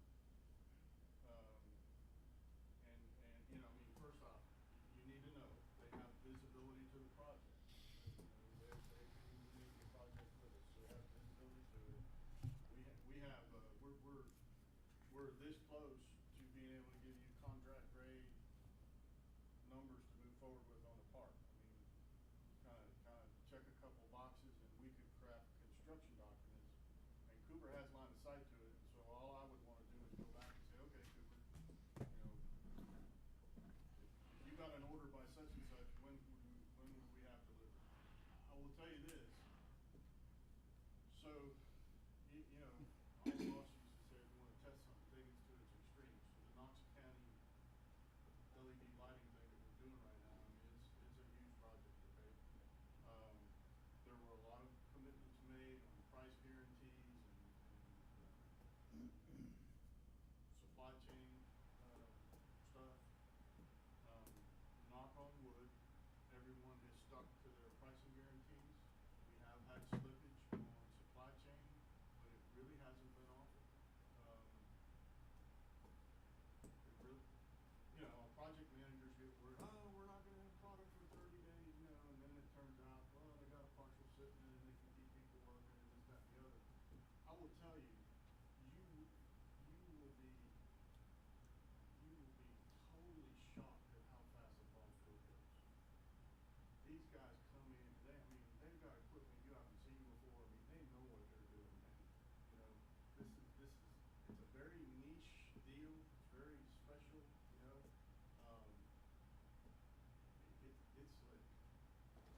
think, you know, obviously they want and should take time to make a conscientious decision, but, you know, we're also, in looking at a calendar, the clock's ticking, and as we get closer and closer to spring, that's gonna get harder and harder to do, and I guess that's the point that I was. Doing the actual physical work is not months of work, like fairly quick, like you said. And he talked about the light fixtures and poles. Poles are fairly readily available. The fixtures, like you said, you know, depends on the supply chain, some of them slide a little bit, but we've been there's actually one item in this project that worries me more than the light fixtures. And that's the transformer that I need for Southwest Park. Because I know right now, there's transformers that were ordered in February that Rockwood Electric is still waiting for, and no delivery date. That worries me more than. And even if you didn't have that issue, we'll have that problem with whoever.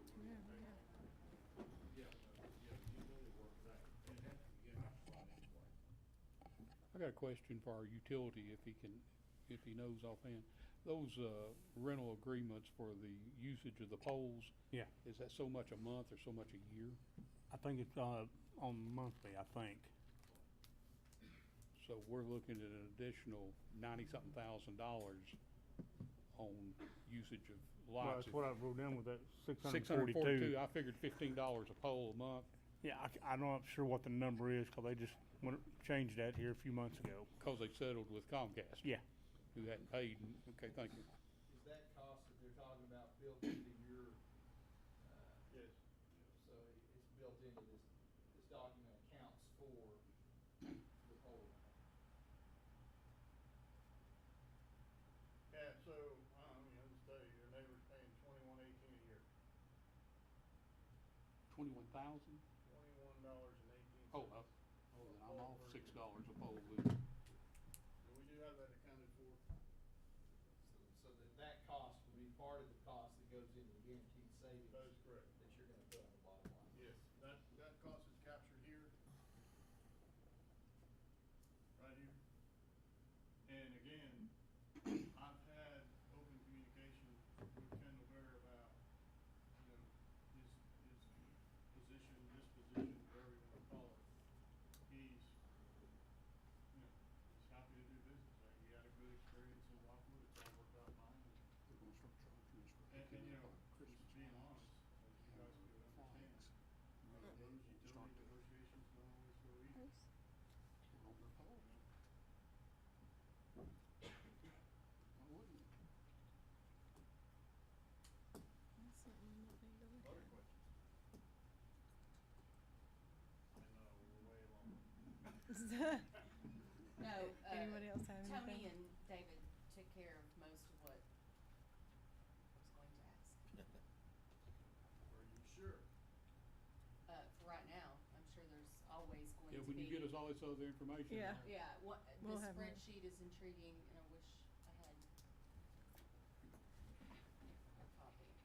I'll be there 11 by 17 copies of the spreadsheet and cash flow to Okay, Yeah. the next day. that'd be great. Okay, that'd be great. All right, anybody else on council have anything? Okay, thank you very much. This has been very enlightening. We have a lot to Very informative, thank you. think about. Madam Vice Mayor, I would assume that there's, even though there's a hurry and we're under the clock, I hope we're not on any rush to put this on the Tuesday night agenda. That hopefully we'll have all this information to us that they're gonna give us.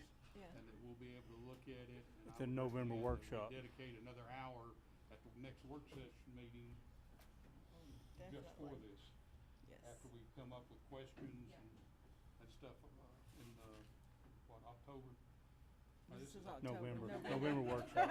November. November. Now, we have a special call meeting in November too, don't we? I think so. Maybe. Oh, maybe. Maybe. Oh, that's right. TBD, we don't know yet if, the It's gonna be ready. information will be Yeah. ready in time, but we'll know, but yeah, we'll, they're gonna get that, that spreadsheet to me, I'll forward that to you, and then that'll give you time to look at it. If you have any more questions, you know, Yeah. Yes. We could email all of you. yeah,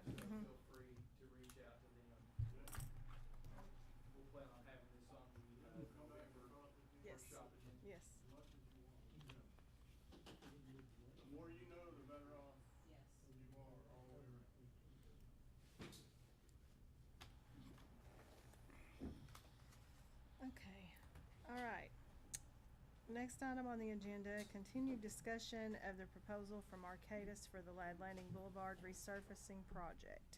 David? So, as you all know, last month I brought you the proposal from Arcadis for the STP project for Lad Landing Boulevard. Obviously, you know the backstory of how we got to that point, and you had some questions about that, and so I reached out to Arcadis, and Fritz Brogdon is here. I appreciate your patience. I'll let him come up and kind of give you an introduction about Arcadis and go over their proposal and answer any questions you have about that. Before he does that, I just want to touch on a couple questions that I've had that I've been able to get feedback from TDOT on actually just this afternoon. One question came in a couple different forms, but the bottom line is can we do anything outside the original scope to save money? And the answer to that is no. If we go back, if we change the scope, we have to go back to square one and start again. So,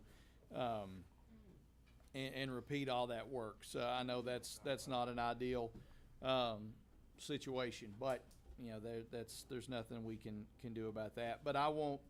I'll let Fritz. You want to come up, and you're welcome to give an overview however you want to start off. So. Hi, I'm Fritz Brogdon with Arcadis. I'm a senior transportation engineer with Arcadis. I've been with Arcadis about 7 years, 7 years next month with them. I worked with Clint Butler, who is our office manager or area manager, to prepare the proposal for you. That proposal is to provide survey, engineering, and construction engineering and inspection services for the resurfacing of Lad Lane. It's a 1.6 mile project that includes resurfacing. I'm assuming ADA upgrades since you are doing an alteration with the resurfacing. And with that, we're on an on-call contract with TDOT through their local programs department to provide services to municipalities just like you all for services to help you get through their local programs process. And with that, you know, basically, I know when you look at the schedule, it's very long and drawn out. We want to give you a reasonable and what we feel is not really worst case, but a realistic expectation of where how long it would take to get through the process. The expectation for us, though, is we can do it for less, but we want to be upfront with you to show that it may take a significant amount of time to work its way through. One of the biggest things in that process is utility coordination. Your utility companies get 120 days to prepare their relocation plans, and we really can't move forward. It sort of occurs in the middle of the project. So they could finish in 30 days, they could finish in 90 days, but you know, when we do that schedule, we have that 120 days in there so that you get a realistic representation that if you have one utility owner that takes this 120 days, that's where we're going to be.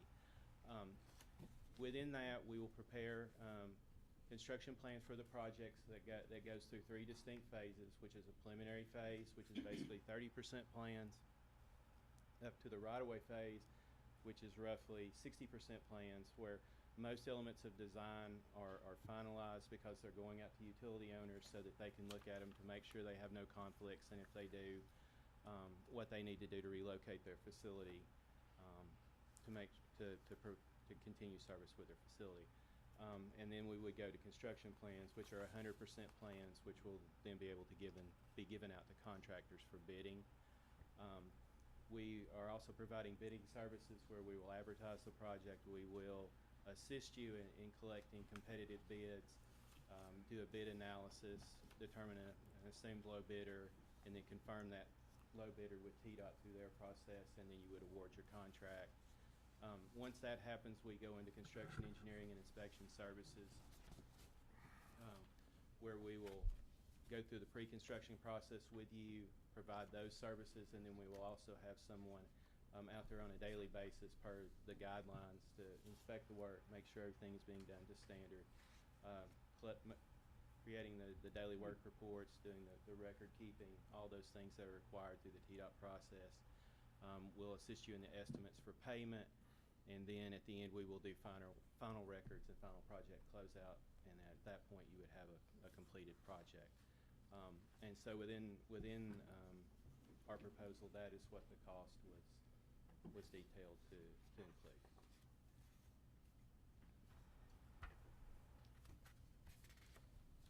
Okay.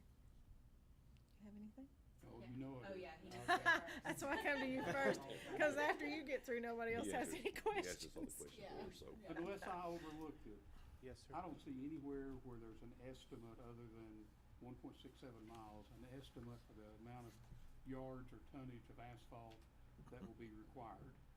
No, sir, we have not done I that. do not see anywhere where there's any proposal to mill the existing. Well, that would be part of our plan set that would be included in the plan set. We're just giving you a price to do the engineering services. So, do you know or do you realize how much money we've got to spend on this project, how much our SDP money is? No, sir, we were Do you not. realize that your engineering cost is 30% of the money that we've got? And there's no way that, I went out there and measured it, it's gonna take 2,500 to 3,000 ton of asphalt just to put it down. I don't, and I've mentioned this before, I don't think we've got enough money to do the project, and I was the one that asked David to call TDOT. I've never worked on a state project that allows an engineer to charge over 30% of cost, and I really don't understand. I understand about the utilities, deal with that every single day. But why do we have to have plans for a right-of-way when it's an existing road? And, it's a one, have you traveled it? Yes, sir. Okay, I've you been on it. realize then that it's, it's one way, one way the other way coming back Right. out. Mhm. And, I was trying to figure how much tonnage, again, in yardage of asphalt we would be able to use after we paid you. And it's not much. Don't think that we can do the project.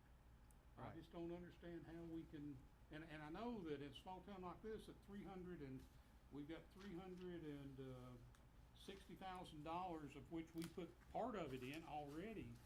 We've got we put in 48,000, we had three something, gives us a total of 360,582.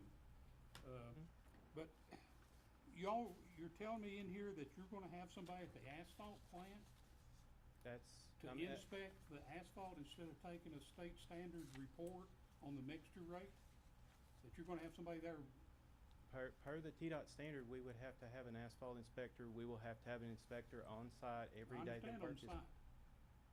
But it says that you're gonna have, like I said, you just said, the plant inspector, or you got a roadway technician, a CEI technician, besides the construction manager, that on state street aid, y'all do state street aids for the counties and states? No, State sir, street aid, I mean, I've inspected those in my work, and Tim has. You have a person there, you go down and figure how much it's gonna take. The state street, Sharif comes down and says, we're gonna do this, you're gonna put this much rock on the side. And the utilities, I don't know where we're gonna have any utilities at all. They're not gonna come and cut anything. But as part of their process, you have to send it out for utility coordination. Just for this particular lump of money? Yes, part of the process is you have to send plans out for utility coordination to allow the utilities to look at them to make sure that they have no conflicts. Because of the money, where the money's coming from. Yes, sir. You're telling me, because that's not, that doesn't, I'm telling you, that don't Right. happen on any Right, other I state know. project. I mean, I worked for the city of Chattanooga and I dealt with state Yeah. street aid, and it's a completely different Yeah, thing. I know, and that's what I was saying was sort of like, this is the flow chart that they provide, in there. It's a very long process, and it's very cumbersome. That takes. And I guess what throwed me off was that 4 years ago, we just used this same pot of money and resurfaced a mile and a half from Highway 58 just passed to right here to this building almost. And we did not go through any of this engineering like this. It was from the same STP fund Yeah. pot? Yeah, same STP money. They just didn't have all those regulations. Rockwood did the exact same thing, they paved Gateway. All we went through was what we've already done with our previous engineer, find out about the Cherokee Indians and whether or not, we're disrupting, we've already done all that, and I don't know if y'all considered that or not, but, No, yeah, but, we you were, know, and I this did not noticed that include any kind of I'm NEPA assuming or too, and environmental. David and I talked about, and I mentioned to it to Tim tonight, that, you know, they're saying we gotta start at Kentucky Street. I'd be interesting to know Kentucky Street here or Kentucky Street at Fleet Kentucky Street, here. the three-way stop. Even though Kentucky Street continues to Fleet Street. And if we started at Kentucky Street and paved Fleet and went on, I said Food City, but, or the freeway, but it could be, I'd have to. see, that saves you $200-something thousand almost. Yeah, I don't know which Kentucky Street access TDOT is considering, but And we don't, it has to. he won't know that until we give them the go-ahead to do that, I'm assuming. Y'all spend an awful lot of time doing this, and I just don't wanna get you out in left field and then us come in and say, guys, we just can't afford to do that. Cause I'm telling you, we can't afford to do this. Okay. Unless you're gonna spend, you just heard this, that it's, depending on how you interpret that, it's either 3 million or 1.9 million, besides what we've already got, and I wanna pave it more than anybody. But, you know, I went out and drove it, Tim's gone out and drove it, I guarantee you that it's gonna have to be milled, Sure. and that's not cheap. And, I don't know how much asphalt, if you're gonna put down, compacting to 1.5 inch, that means you put down 2 inches, you compact it to 1.5. Or if you put down 3, compact it to 2. And I'm assuming that they wouldn't have to do any of the contractor, or not the contractor, the utility people. I don't wanna talk about my good friends at, one of the utilities is us. And that's the water and the sewer, we're The gonna have to. assumption would be on a resurfacing program that you're not gonna have relocation utilities, other than adjusting valve boxes, maybe some manholes, something like Yeah, that. we'll put risers if there's any, and I don't know if there's any Right, in the middle of the street. but what I'm saying is that, Yeah. you know, you have to get to that part of the process to Yeah. send it out for utilities, because on that flow chart, someone has to check, I certify the utilities, they've been given their 120 days, Yeah. or you've received your responses. You know, this is one of those deals where free money ain't free. And one of the things that, in talking with TDOT today, first of all, they, you know, whether we go with Arcadis or John Doe engineering firm, they're gonna have the same requirements, that everything that they included, somebody else is gonna have to do. That's not negotiable. What is negotiable, per TDOT is their proposal. We do have the right to negotiate with them, or attempt to negotiate with them on that price if we want to. We have the right to reject that proposal and request another one from either their firm, another one of their pre-screened firms, or if we wanted to bid this out, we could. The only caveat would be that if we reject this proposal and then the next ones we get are higher, we can't go back to it. But, you know, part of this, and it is, I mean, you're right, it is bureaucracy run amok at no fault of Arcadis. It's just when you're involving federal money. But you know, every step you go through, the right-of-way, even if there are no right-of-way issues at all, that still has to be submitted. The state still has to look at that, and before they'll issue a notice to proceed to go to the next phase. And it's step after step. And you know, I'll give you a perfect case in point. Years ago, when I was in Oliver Springs, we applied for a similar pot of money to repaint the train depot in Oliver Springs, and we were going to have to go through the same exact steps that the city of Nashville is going to have to go through to build a new bridge. Right. And you know, it was just and in that case, not that I'm suggesting you all do that. In that case, we turned down the money because it was going to cost us more to spend it than not to. So, but again, yeah, it's the steps that you have to go through to spend this money. They often say if you're getting less than $500,000, it's not worth taking, and that's, you hate to say it, but that's almost the point we did, and I sent it out today. I don't know if all of you got it, but I've had a chance to see it.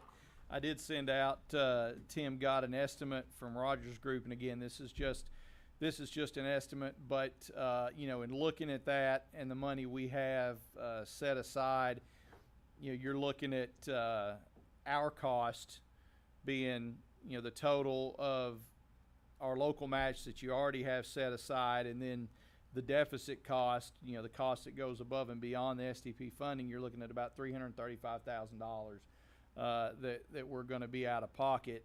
You know, obviously, if we did the same exact work, then, you know, you'd be out of pocket a little more. But, you know, it's, you know, there's absolutely no way, and I want you all to hear me say this, there's no way that the pot of money we have is going to do this job. Right. So, We're gonna have to come up with, quite a bit of money. and if that's the way you want to go, we have some ideas on how to go about that. But, yeah, it's not cheap. Like Councilman Brown said, we have $360,000. When you take out the Arcadis proposal as submitted, that leaves us about $243,000 left to do, you know, a $550,000 project. So, but I wanted, you know, when we had the proposal, again, you know, if we want to do this, I think because we are getting, you know, they're not going to let us hold on to this money forever. We want to get this project going. If we go, and it took a long time for us to get to this point. None of these early steps move quick, but, you know, I still stand behind the fact that using a pre-screened firm is a better alternative in a lot of ways because it does save time. But again, we requested the proposal, they submitted it, and I felt like you guys needed a chance to ask questions directly to them. You know, where we go from here is. How much money Is your have decision. we already paid Collier Engineering? I'd have to look that up. 20-something thousand. Yeah, everything we paid them, but had we not done that, we wouldn't be to this point Here, yet. right, I'm just trying to get, Collier got us through the NEPA phase, some of those early phases, and again, that's what got us to this point. I guess so. my big concern is, and nothing against your company, you know, nothing. Sure. I just want everybody sitting here to realize, just like I knew it was coming, is that we're really, really, really short. And, you know, we've been kicking this down the road. This is what, the third year, the fourth year that we've been trying to spend this money. And we didn't have any projects. We were gonna lose it, and all of a sudden, David sent in, so what about if we tried to pave this? And we sent it in, they approved it. And now, like I say, you know, Collier worked on it, Tim's worked on it, everybody's worked on it. But if you're not willing to come in and put another, and again, at today's market, we don't know what the cost is gonna be. Of course, you know, I'm assuming it'll have an escalator in it with, price, going up and stuff for liquid asphalt. You know, the road's gonna have to be shut down because of the way it's designed. We never should have accepted a road that had two separate lanes like that to begin with. That's another story, but, you know, we're looking at another $300-something thousand for you to come up at your own, maybe another $300,000. And if you don't do, if we pay them whatever we owe them for doing what it is, and tell the state we don't want this other money, because now then it's gonna be down to like David said, $243,000.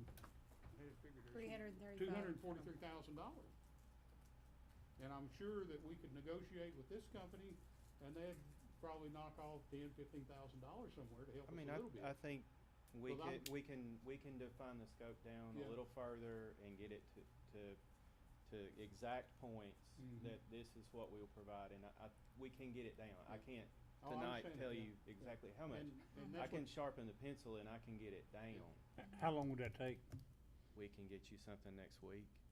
And probably could get us and tell us how far the paving's gonna go, how much it's gonna take per what, and where we're starting, where we're finishing, and all that kind of stuff. You know, I still had, even though it says it's 1.67 miles, I think it's longer than that when I measured it. But, you know, I was interested if that, I don't think that includes, and I don't know if this new price that Todd's outfit gave us includes up to the gates, to the private gates, which isn't ours. I don't even know how much we own. That may be an attorney question. Do we own just the 18-foot road? Is that all we're responsible for, or are we responsible for the other 20-foot to the gate? All these are gated streets. Do we? Private road is, I mean, if it's a private road behind a gate, then, I'm talking about in front of the gate. right, but the whole road would be private, would it not? Okay, so then we'd come down 18 foot, and when we do that, they're gonna Yeah, be knocking on your door. yeah, Because their entrances to every or one of the high, gates lower. are not, they're gonna be, gonna have a lip on them. Well, ideally, the standard would be you would pave it through the radius return and feather it down. Mhm. You know, you would transition. You wouldn't leave, because that becomes a wearability issue that it's going to break over Yeah, time. break All the off. time, because the water's gonna run down it then, and the freeze thaw is gonna start taking it up again. Now, you're saying they're gonna have to mill it so we still have curbing, right? The curbing is at its extent now. The catch basins are flush with the road. Right. Okay. And then I noticed that the estimate that you got that David referred to did not include any leveling, that it only called for, their estimate was only 1.5 compacted asphalt. And plus the milling, so they go down and mill 1.5, so that means that you shouldn't have to put any risers. You shouldn't have to fix your drainage or anything if they mill the same amount that they're putting in, that they're putting back. And, you know, and whenever we do this, Tim's got to be ready. He tells me that he's got at least one tile, and I'm sure he's gonna inspect all of them. You sure don't wanna go out there and then have a blowout a month after this new pavement's down. Oh, gosh. He's already indicated one needs to be replaced, so he'll have to do that. You know, this road hadn't lasted as long as you would have thought, but it is I sit out there the other day and counted cars. It is a busy road. I don't know if people Well, are because the taking- interstate closes down, and then once the interstate closes down, everybody uses that road. I want to get it paved more than anybody else, but I just want everybody to bear in mind that you're, Well, it's gonna and this cost. money that we're borrowing, you know, we just need to be careful. We had a wish list, and I can see taking things off that wish list and adding other stuff to it and still being over your borrowed amount of money. Well, it's funny you say that, because, you know, and obviously, and you're talking about the $2.5 million that we're getting ready to close on. You know, we had a tentative list of items that we were going through and ballpark figures. One of the things that, and as we got these proposals we've been looking at, you know, one of the things we earmarked, so to speak, was $500,000 for to resurface the track. And talking with JR, and some preliminary numbers we've got there, you know, we don't think that that's gonna cost near that much. So it could be that some of those funds could be diverted to this. You know, one unfortunate, and again, I'm not trying to suggest that you get out of the SDP program. That's something you all have to decide. But, you know, one of the unfortunate things is that we couldn't just go through, because if you've driven that road, you know that some parts are worse than others. And ideally, you would think they'd say, all right, here's a pot of money. You can go hit this spot and hit that spot. You can't do that. It's got to connect. If So- you're using the STP funds. If you're using the STP funds. If we're using our own funds, we put it where we want, and we don't have to do that. So again, I'm not trying to influence you. But but if we're using the STP funds, does it have to be the entire project? Yes, yes, that's That's the, what Just he's do saying. Part of no, the road. the scope of this project is beginning to end. Your logical terminal. Yeah. Thank you very much. Could you get that to us, what he was asking for? if Yeah, I you mean, could? we can go back and look at it and try to, what we'll do is we'll define it down to as close as we can get it on what you've got to have, or what the plan set, everything will and we will try to get it as lean as possible. Okay, thank you very much. Thank you. Thank you. Yeah, before we move on, if it just real quick, you know, if you look at, and again, I don't want to sound like I'm trying to influence you, but you know, if you look at the Rogers Group estimate, and again, this is just an estimate, but you know, they had two different options. They had North Kentucky to Fleet Street and Fleet Street to High Point Orchard. Fleet Street to High Point Orchard is $397,000, which wouldn't be an option with STP funds. If we had our own funds, you know, we could do that whole section. Now, again, it's not saying that whole section may not need it. So, you know, if you took $250,000 of the $500,000 we set aside for the track, and you set that money aside for Ladd Boulevard, when you add that to the $40,000, $48,000 that you already have set aside, you're getting pretty close. You can't do it all, but you're getting pretty close. So, you know, there's more than one way to do this, I guess, is the point that I'm trying to say. And it just seems to me like the requirements are way too extensive for a job like this. There's one question, if you don't mind. If we was to go with not using this money, would we be able to do the start and stop and do the whole, like, to be able to go Yes. from point to point? Mhm. There would be no problem in fixing all the bad spots. You can do whatever you all want to do But I mean, at that point. as far as the dollar amount. Well, Yeah. You'd have to come up with a dollar amount. Tim doesn't have that in his budget. He's got $50,000. No, Where's if you to be playing it? if you took the $48,000 that you all have already earmarked for this, and you took $250,000 of the $2.5 million that we have coming up, you know, you're basically at $300,000 right now. You know, you could go to Tim Clark and you could say, all right, we got $300,000.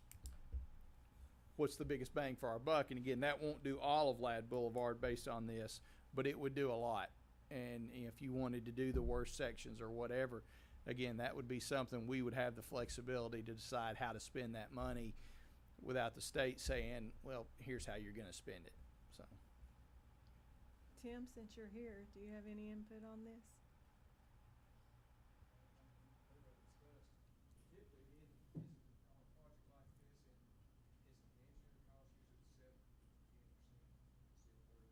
I can't hardly hear. can't 7 to 7 to 10% 10%. usually instead of 30%. Engineer.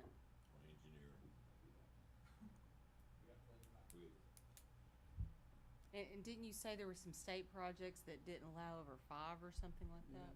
But this is federal money. and in talking to TDOT, our overall split on this project is 80-20. Right. So whatever the cost is, 80% of that is going to be the $311,000 or whatever. Our 20%, they're going to pay 80% of everything that qualifies, and then anything above and beyond that is obviously going to come out of our pocket. But At 100%. I was going to say, 41,000 of what is in that estimate is construction, engineering, and inspection. Usually the 10% figure that you're talking about is only engineering. That does not include the construction, engineering, Right. inspection. Well, that's what I said. It's a federal project, and so it's we've been going through it on some other things when you're dealing with federal money. So And am I correct that this STP money is going away? that's what they tell us. I mean, we saved our money to get this $300-something thousand over a period of years. That's not what we got. We didn't get any new money this year. This money is left over from several years ago. And do we have a timeline as to when we have to spend it, or? Well, we need to make up our mind whether we're going to put something under contract or. yeah, we need to quit kicking it down the road. We need to decide if we're going to do it or not. Because you're going to be outside the paving season here pretty quick. Yeah, this would be sometime next year job at best. You know, it's when you go through all, because, and again, we've seen this with the other phases of this project. And you know, we've seen it in build and some other things. You know, you can hurry up, get everything done on your end, you get it to the higher ups, and you may hear something in a month, you may hear something in 6 months. I mean, Right. And he's already said just the utility portion, that's 120 days. So, Well, it can be 120 days. It could be less. well, With- they, with- that, and with you, this type of project, I would assume it would be less. yeah. And that's the reason I said part of the utility is us. I mean, I'm Right. assuming that we, as our two utilities, are gonna go out there and say that you're not gonna damage anything out here and turn it in, just like a one call, gonna get it to you. There's gas 24 through hours. there too, right? Huh? Gas, ORUD. Or- yeah, but where the delay's gonna come from is not us responding. Right. It's when all that information is then Gets sent to to- TDOT. Yeah. And then it goes on somebody's desk and they review it and they finally get around 120 days later to giving you that notice to proceed, so. And then I bet too that the pay is about the same way. When we submit it, when the engineers, he said too that in his proposal, the pay request, he's talking about the pay request from the contractor. Mm-hmm. Now then, so are we gonna have to foot the bill to, until we get our money, which could very well be Mhm. another 6 months, a year? It's reimbursable money.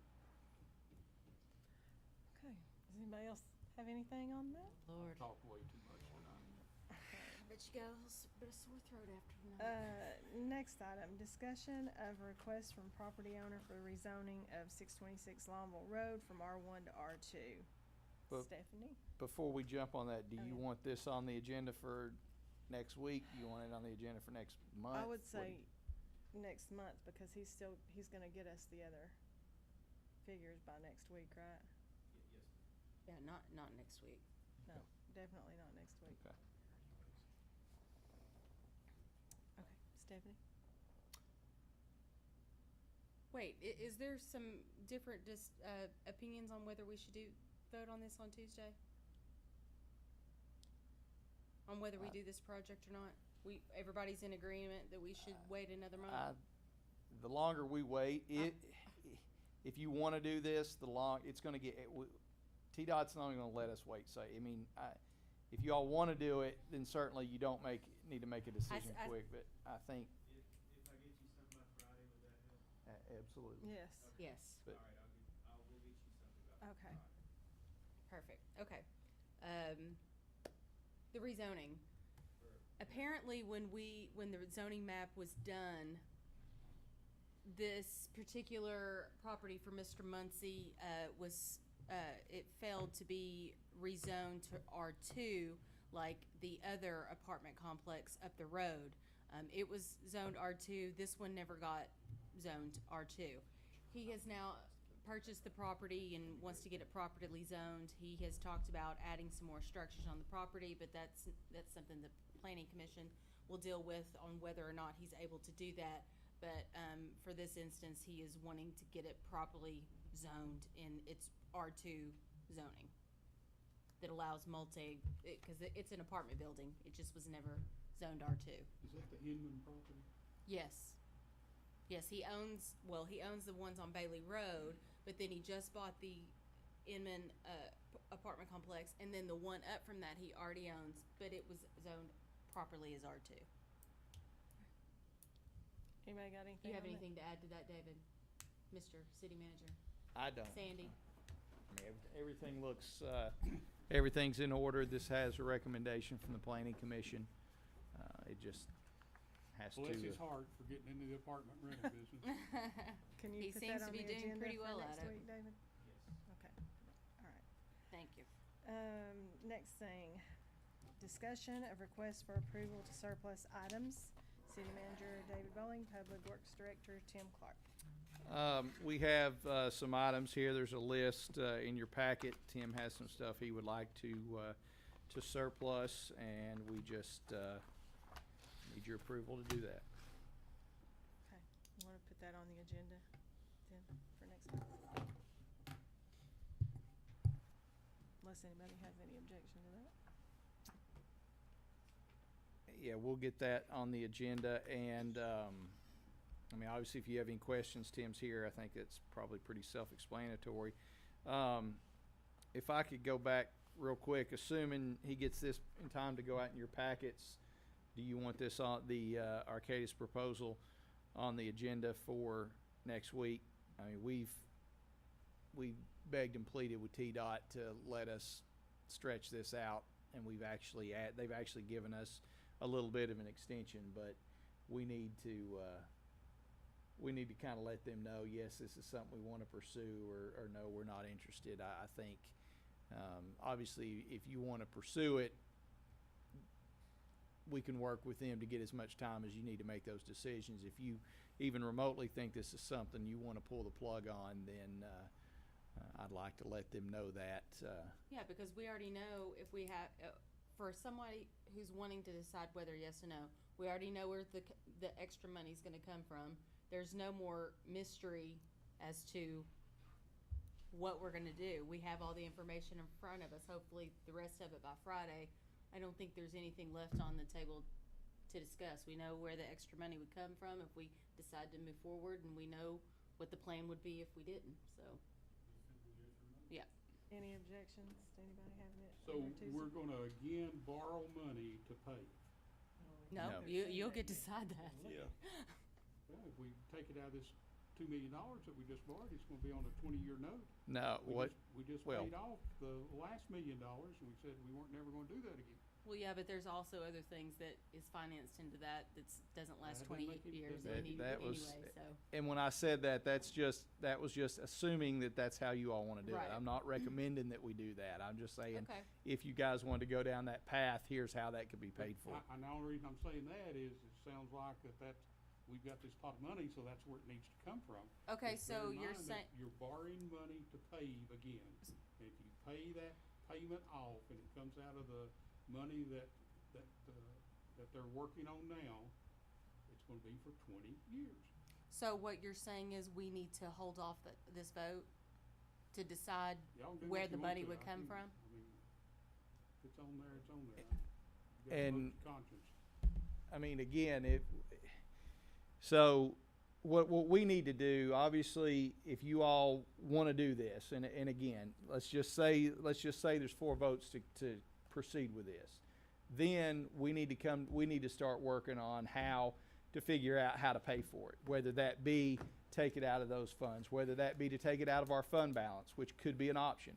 Again, we're not audited yet, but it could be that our fund balance, in addition to what we've taken out, what we've committed to, we may be able to fund it out of that. Right. But I don't want to go to the trouble of figuring out how I'm going to pay for this if there's not 4 of y'all to do it. Right, that's my point. I don't wanna vote for something where I don't know where the extra funds is coming from, if there is 4 yeses. So what I would recommend putting on the agenda, if somebody wants this on the agenda for next month, would be to withdraw from the STP program. And if there's not support to do that, then we can keep moving forward. We can negotiate with Arcadis, we can bid it out, we can figure out how we're gonna pay for the overages and all that. But if you guys wanna pull the plug on it, then there's no point we got other stuff to work on, so. Oh, I agree. So that You would just be said next month. Did you mean next week? next week, yes. So- I was confused So- too.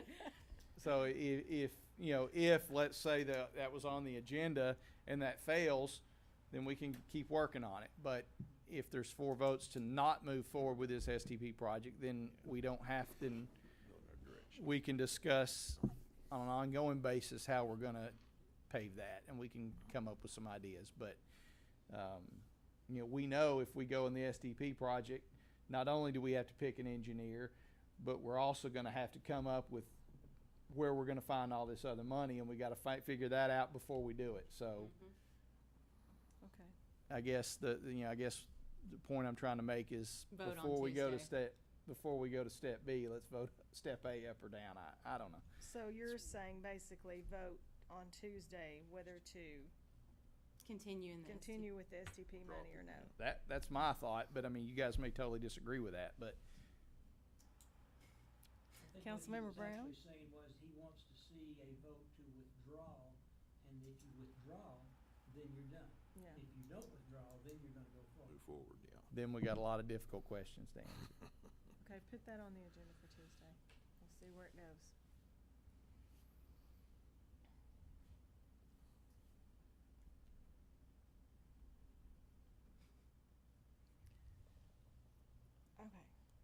being the end of the agenda, does anybody else have anything? Randy? You don't want to brag about our lights? Well, I will just say, Councilmember Childs was able to work it out with Rockwood Electric for our lights on the dike for Christmas, hopefully. So hopefully that is a go now. Unless, as Councilmember Brown pointed out, we switched to LED and then Rockwood Electric wants to charge us for Christmas lights. Yeah, when we do this other thing, start paying for usage on these poles, they're liable to charge us for hanging Christmas lights and banners. I do have Councilmember one Stockton? question about the train project, just real quick. The way I understood it at first, which the gentleman called it grant money, which is actually our money. I thought at first we was told we wouldn't have to invest no money at all. Am I right or wrong on that? Well, and again, it depends on how you all move forward. If you enter into an agreement with Train or somebody else to do a larger energy project, but you all dedicated $650,000 of the $2.5 million that we're borrowing to go to ball field lighting. So if you decide to do something above and beyond just the ball field lighting, then that $650,000 would in essence be included. It'd be a down payment, and that's going to help it cash flow as opposed to 100%. Now, if you decide not to go with Train and just hire somebody to come in and put new ball field lights up, then you've got $650,000. So we allowed that money to do anyways that. already. So yeah. Councilmember Stockton? Yes, I had a question, and I guess this is kind of to the city manager or to Mr. Clark. On the bucket truck, I know that that's been something that's been an issue on putting up some of the banners and Christmas lighting. Is there a plan on, is that something that y'all are working on a plan? I just don't know the status of our. Yeah, and Tim can answer that, and I'll let him better than me, but in a nutshell, our bucket truck needs some work. That's not a problem, but we're told that because of the age of our truck, it can't be certified anymore. So it brings to the question, do you spend a lot of money fixing a truck that you can't be certified that's just a big liability? So, we're going to have to do something, whether that be, start renting a bucket truck every time we need one, or buy a new one, or buy a used one, or whatever. There's a lot of different possibilities. We haven't looked too hard at it because we don't, we just haven't got to that point. But if that's something you want us to look at deeper, happy to do that. But as of now, we're not in the bucket truck business. So. Is that something that you would be able to have for us by next month? Because, I mean, we're going to have a mess on our hands with all these new Christmas lights and the banners coming down if we don't have a bucket truck. Yeah, I mean, I think, ideally we could come back with several options. Again, it depends everything from buying a new one to renting one to leasing one. We've looked at, there may be a surplus possibility that I talked to somebody about today. So we just don't know yet. All we do know is that ours can't be certified. So it can be fixed, but it can't be certified. And if it can't be certified, we don't need to be putting people up in it. So. I have a question. Is the bucket truck, is its only use is for putting up the banners, or there's other uses as well? No. Okay. All right. No, and also, and I know I had talked to JR about this before, I'd had a complaint about the gutters and stuff on the amphitheater on the back side and how stopped up they are and everything. And when I talked to JR about it, he said it's because the bucket truck was tore up, and that's what we used for that, and we didn't have one. Yeah, so it's got some I think trees it right now. is used for a lot of things. Both trucks are down? Because we've got two.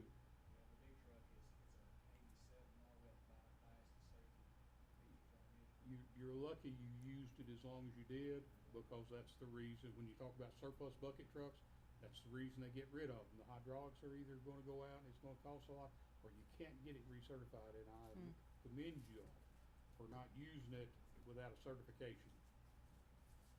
I spoke to Ken LeBaron, also Outlet. Their bucket trucks and utility people last 6 years. And I talked to the Outlet guy, he said, no, we wouldn't have used ours as much as what the utilities was, so ours should last up to 20 years. And they're probably $150-something thousand. I should have eaten 4.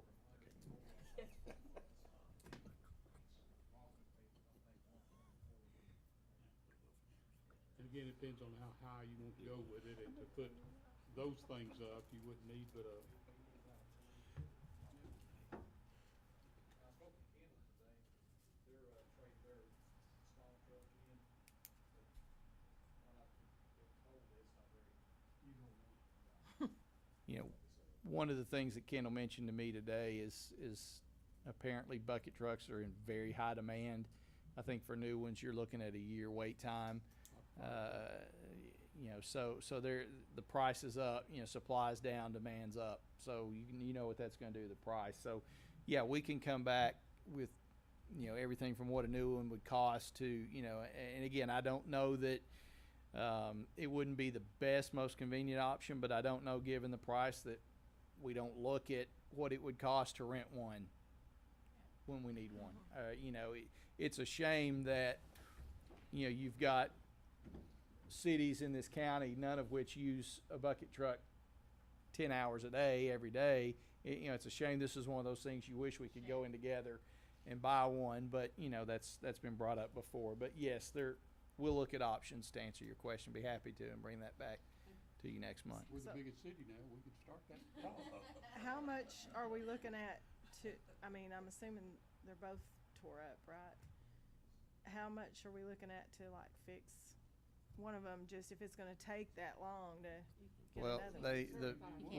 we can fix them. I mean, you could be looking at $5,000-6,000 to fix them, but you can't certify them. So It's a safety problem.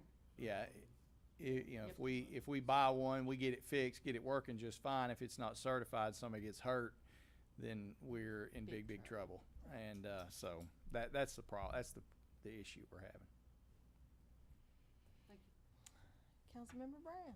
When's trick or treat? I just had somebody text me, that's my only question. Well, I would say on Halloween. So What time? I actually got a call from the courthouse today. I mean, Well, I've that's where they had just texted me. tons of people. Yeah, they called me today. I've had tons of people ask that. My question, unless you all tell me different, is the city doesn't govern Halloween, so When are we observing it for trick or treat, Chief? we. Sunday the 31st. I mean, 6 to 8. it's not Halloween isn't a city event the way I look at it, but if you tell me different, we'll observe it whenever you all want to observe it. Anything else, Councilmember Brown? Yeah. Stephanie, anything else? No. No, I'll save mine for next. on Councilmember Tuesday. Griffiths, anything else? I'm ready to go. That being said, this meeting is adjourned. Good luck, guys. You had some extra funds for overtime for that, didn't you? I was sitting there texting her, because I always come out when Mom goes to bed. And Mama goes to bed now about 8:30. And I said, if you need to go ahead and take Mama to bed, go ahead. And I'm starving to death. Now, Dawn, why? Chicken salad's been tried this morning.